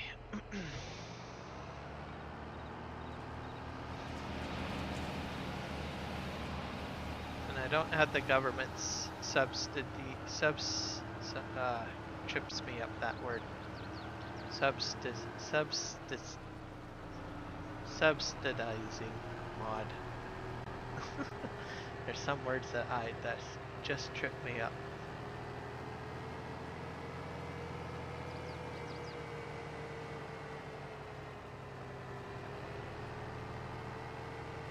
Subsidize. There we go. That's what I'm trying to say.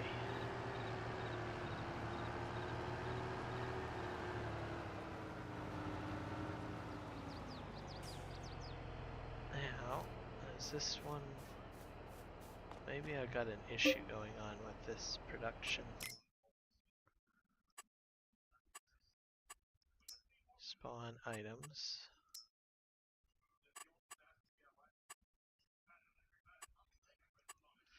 It's not spawning. Let's see.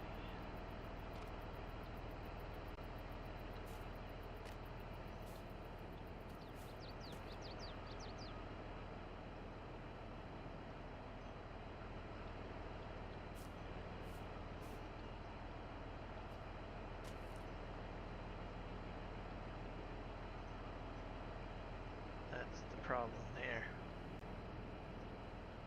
No. I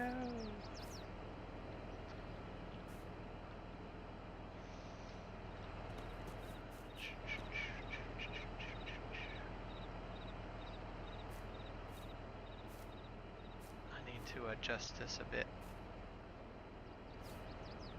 Was a good idea in the beginning. Pallet storage has 2 in there.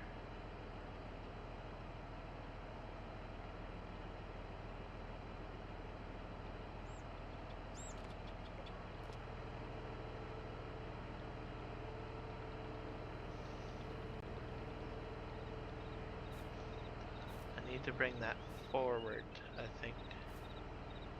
Or I should have put a much larger one in. Not sure.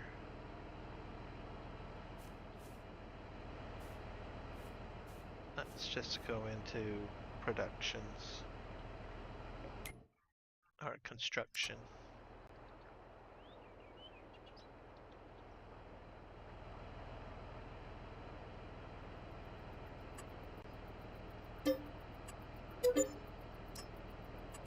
To redo this. That's under silos.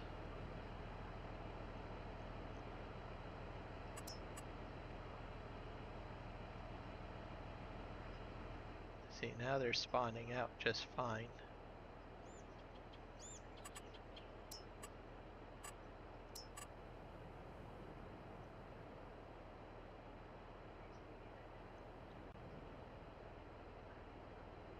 So I need it to stick out a bit.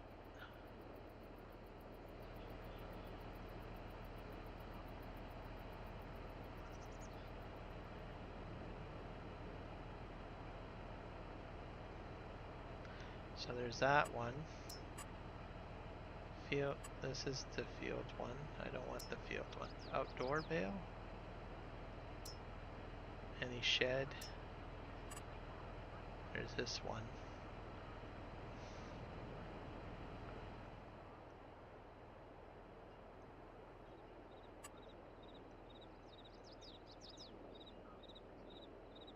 Change this around a bit.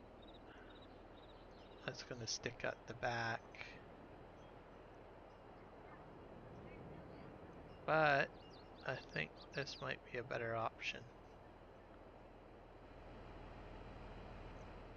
Or I've got this one. But the trigger point is in the middle, sort of.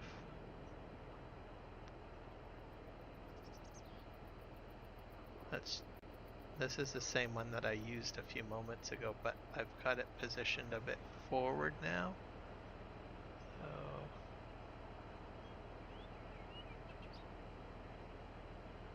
So let's try that. I don't know if that worked. I might have to, no, that's too low.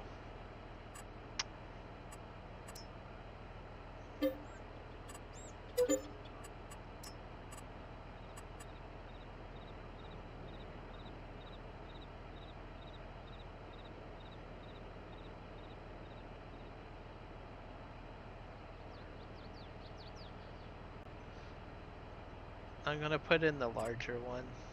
Maybe the yeah.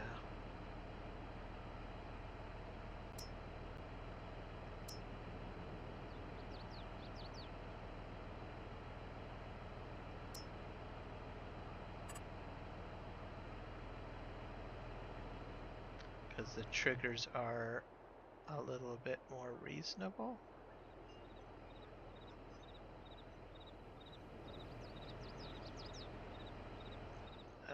Maybe that tractor's too much in the way.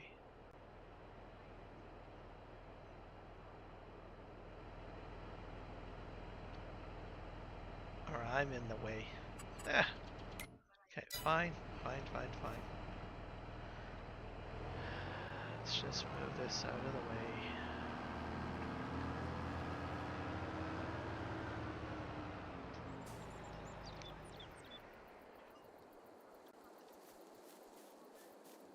So people know what I'm doing. There's the RZ Gaming Place Anywhere storage. It's kind of like a universal storage, really. And you can make a shed, or in my case, what I'm trying to do, which is not really the intention of it, but something that I just happenstanced onto, is I'm trying to integrate it into smaller spawn point productions. Like this will only do a max of 4, so which is a bit tedious, right? So I'm trying to make it easier for me so that I don't have to constantly come over here and try to fiddle, I guess, with the production, I guess. There, did that work? No, that's too high. I did have it going earlier, but something has gone wrong, so I have to make some adjustments.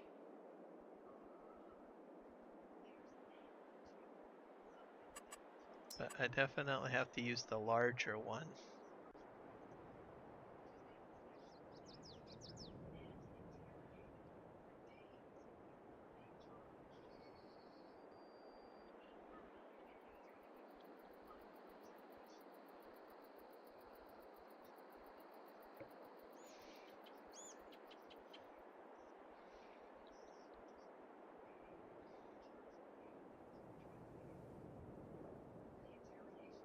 Placing these things isn't easy.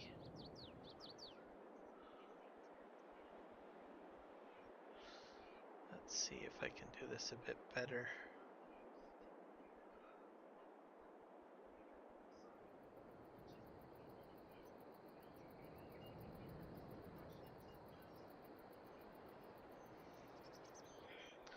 Maybe I better move my character out of the way. Let's do that.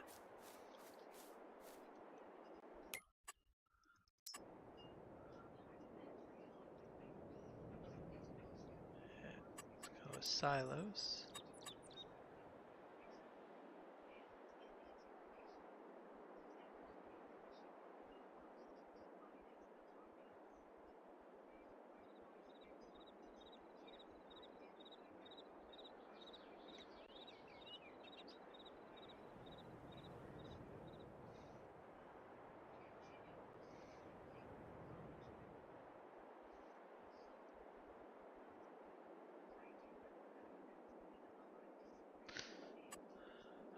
honestly think I only have that one choice of the small one though.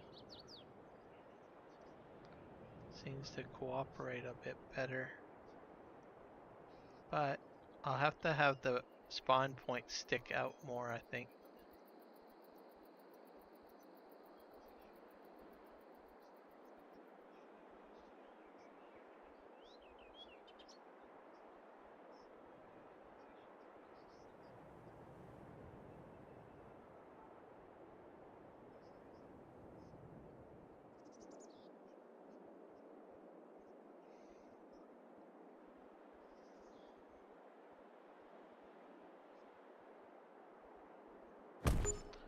There. That's the best that I can do, I think. Alright, let's just... Not sure if this is gonna work. There. I think it's working.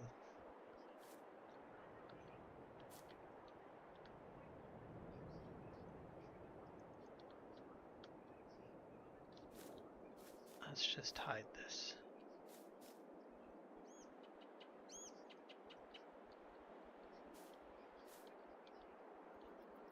I can't hit this trigger for some reason though, which is a problem.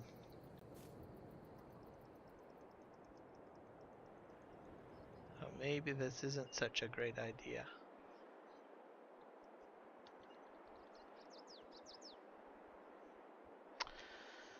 Let me think here.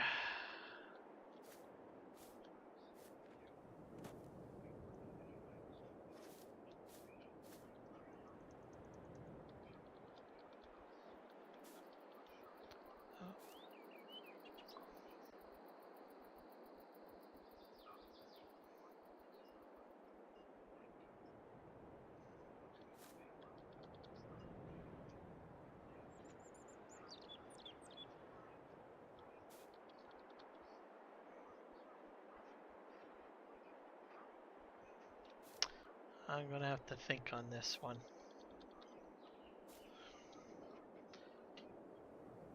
I am so close to making life so much easier with this production, but it's not working.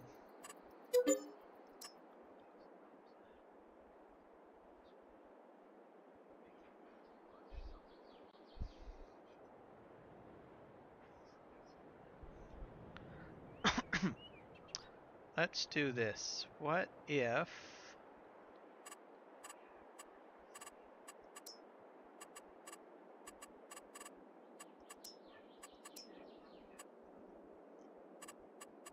Decorations... Other... Okay.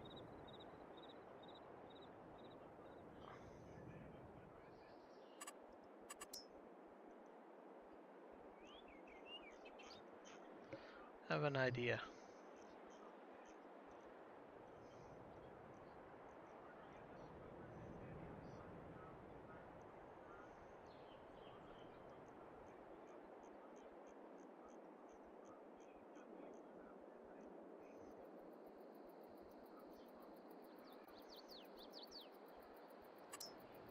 The heck is this thing?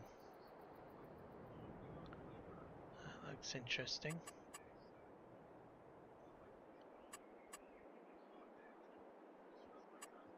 Nope. I don't want to use that though.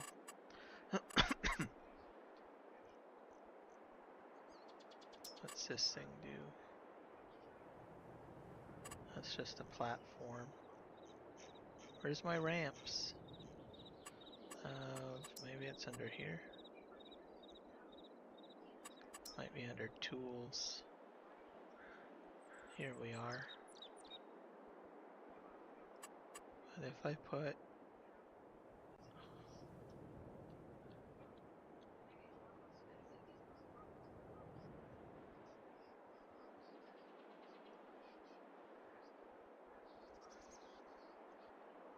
Is that too high? I'm still in the way. I thought I moved you out of the way, dude.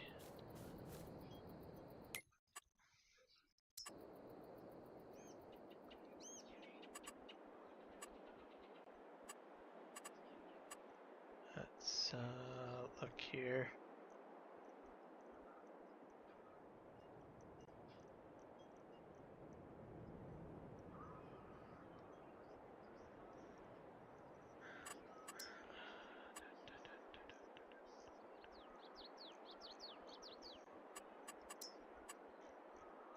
This is under sheds.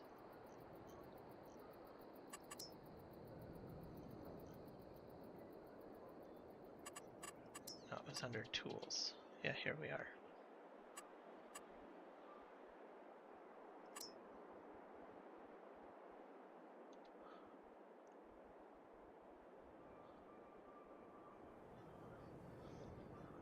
This is probably too high now, I bet.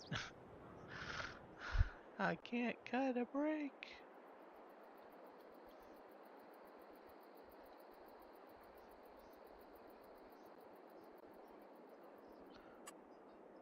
What about this one? Nope. This one?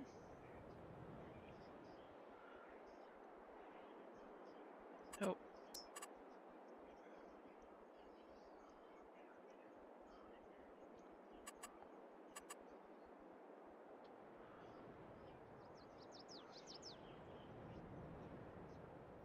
Yeah, it's way too high. My ramps are too high.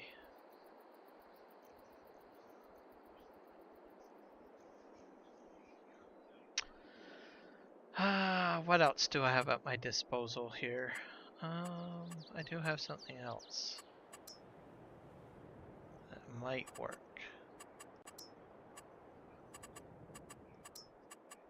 I think it might be, these ones might be under decorations though.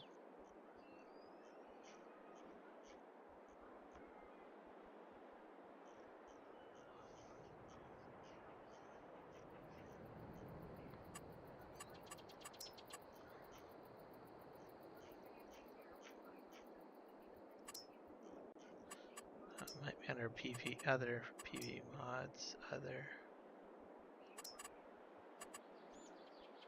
That's too high.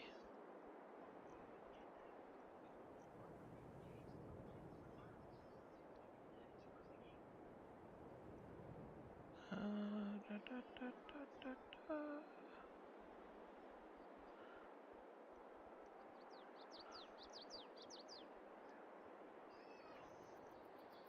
Not sure if this will work, but I'll give it a try.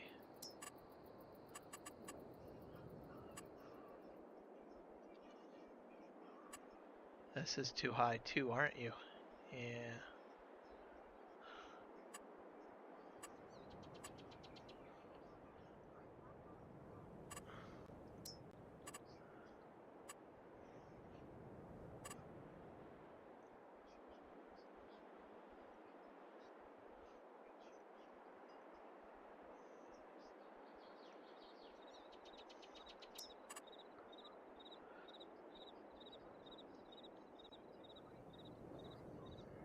Way too high.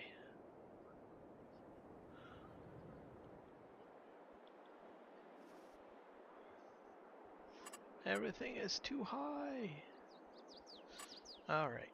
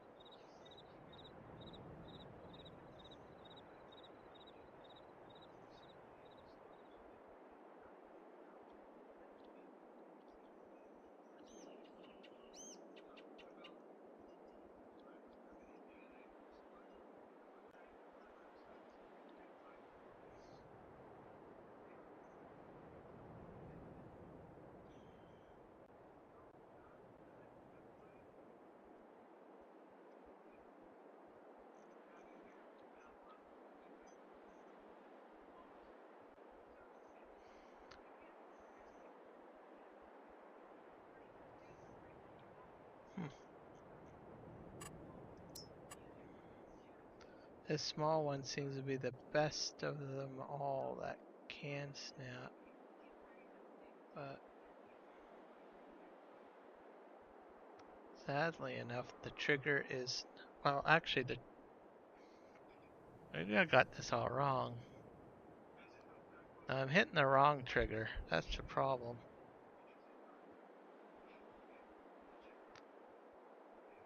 No, I have it all right. I'm overthinking it.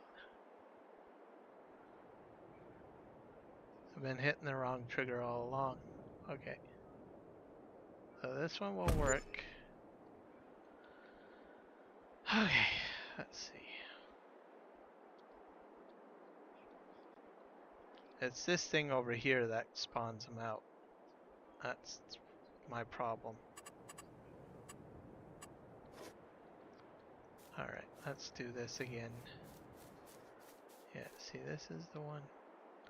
Yeah, I've been hitting the wrong one all along. Okay.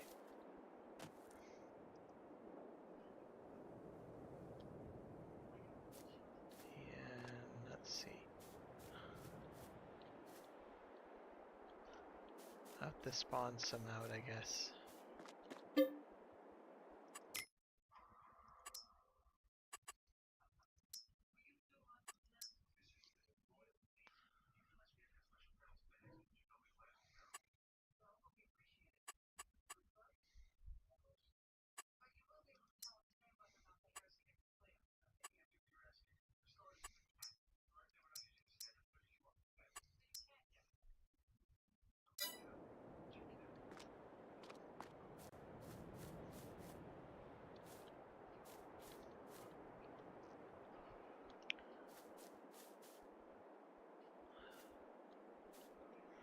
Nope, still not doing it. Yeah, I might have to half it. There's something funky going on here.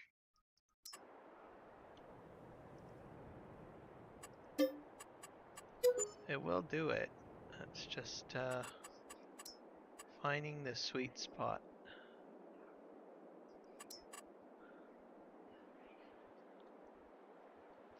And of course I'm in the way again. This is the wrong one too. So I think just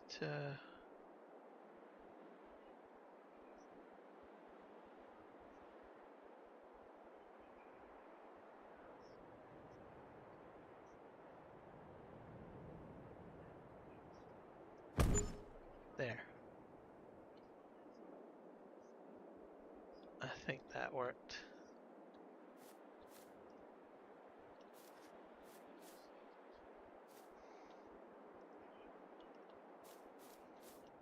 The question is, will anything else spawn though? That's the challenge of it. Spawn.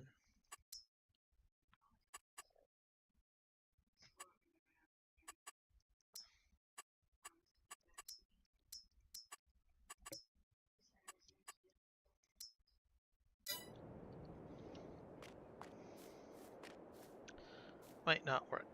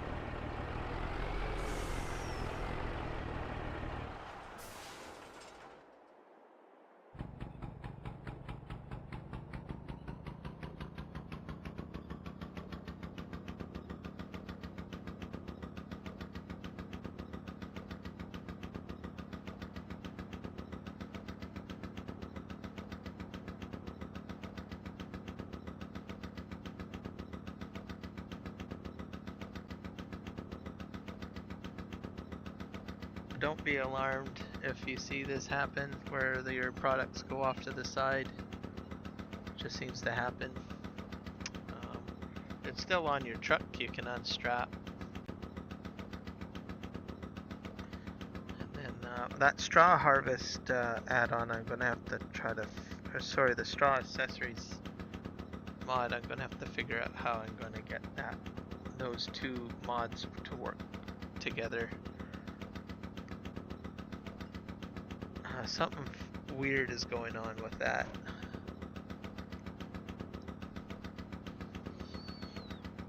Government subsidy mod, might put that in, not sure. But I've got 2 generators put down now on the map, so which will create electricity, so they'll pay themselves off in time.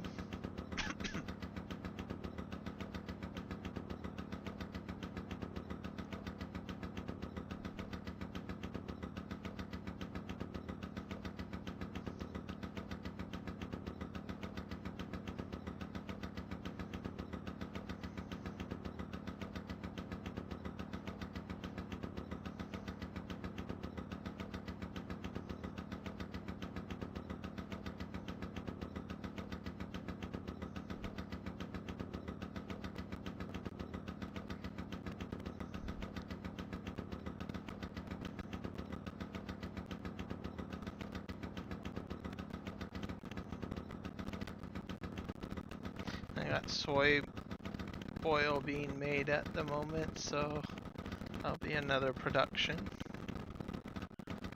kicking in soon. I'll have other stuff to put in there shortly.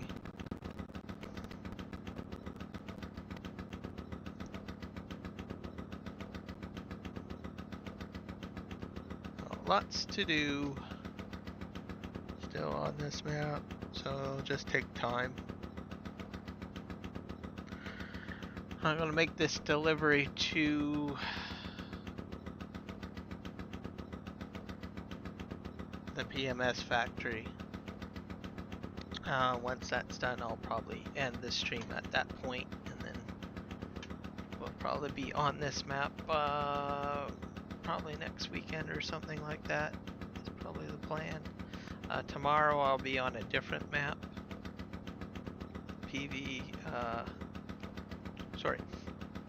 Aussie No Man's. So we'll probably be doing a lot of mowing work on there. I've got about 7 million available, so we'll see what happens with my mowing. I plan to get the, I think I'm gonna go a different approach and get the swather pack set up and probably swath it. So we'll see how that goes.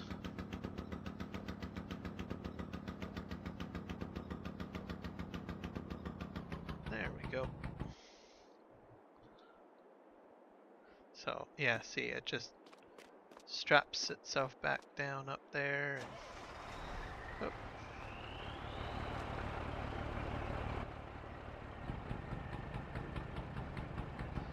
The parking brake down.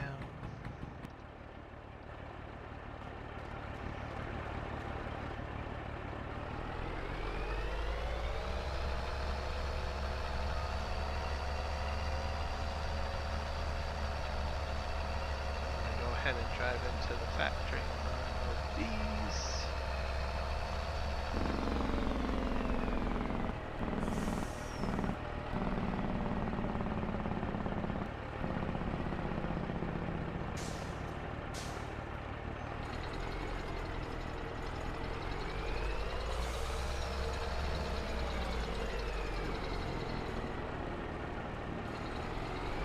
Lots of glass going in. Probably going to just leave this truck here because I have a feeling we'll have a lot of product to load up at some point. Go. Spray the truck down.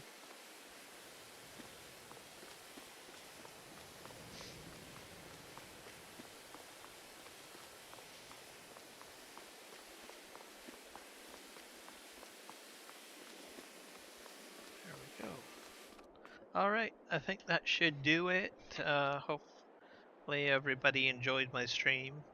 Please go ahead and hit a like on the videos. It helps the algorithm get my content out to more folks. And subscribe if you like my content and wish to visit my channel again so you can get notified when I go live stream. I will be online tomorrow, and I will be on a different map, like I said, Aussie No Man's Land. So a new map start. Got about $7 million to my name to start there, as I ended a series on regular No Man's Land and just sold everything and came up to about $7 million. So be able to implement that into buying stuff on the Aussie No Man's Land and go from there. So thanks guys for checking out my live stream, and we'll see you in the next one. Happy farming. Bye guys.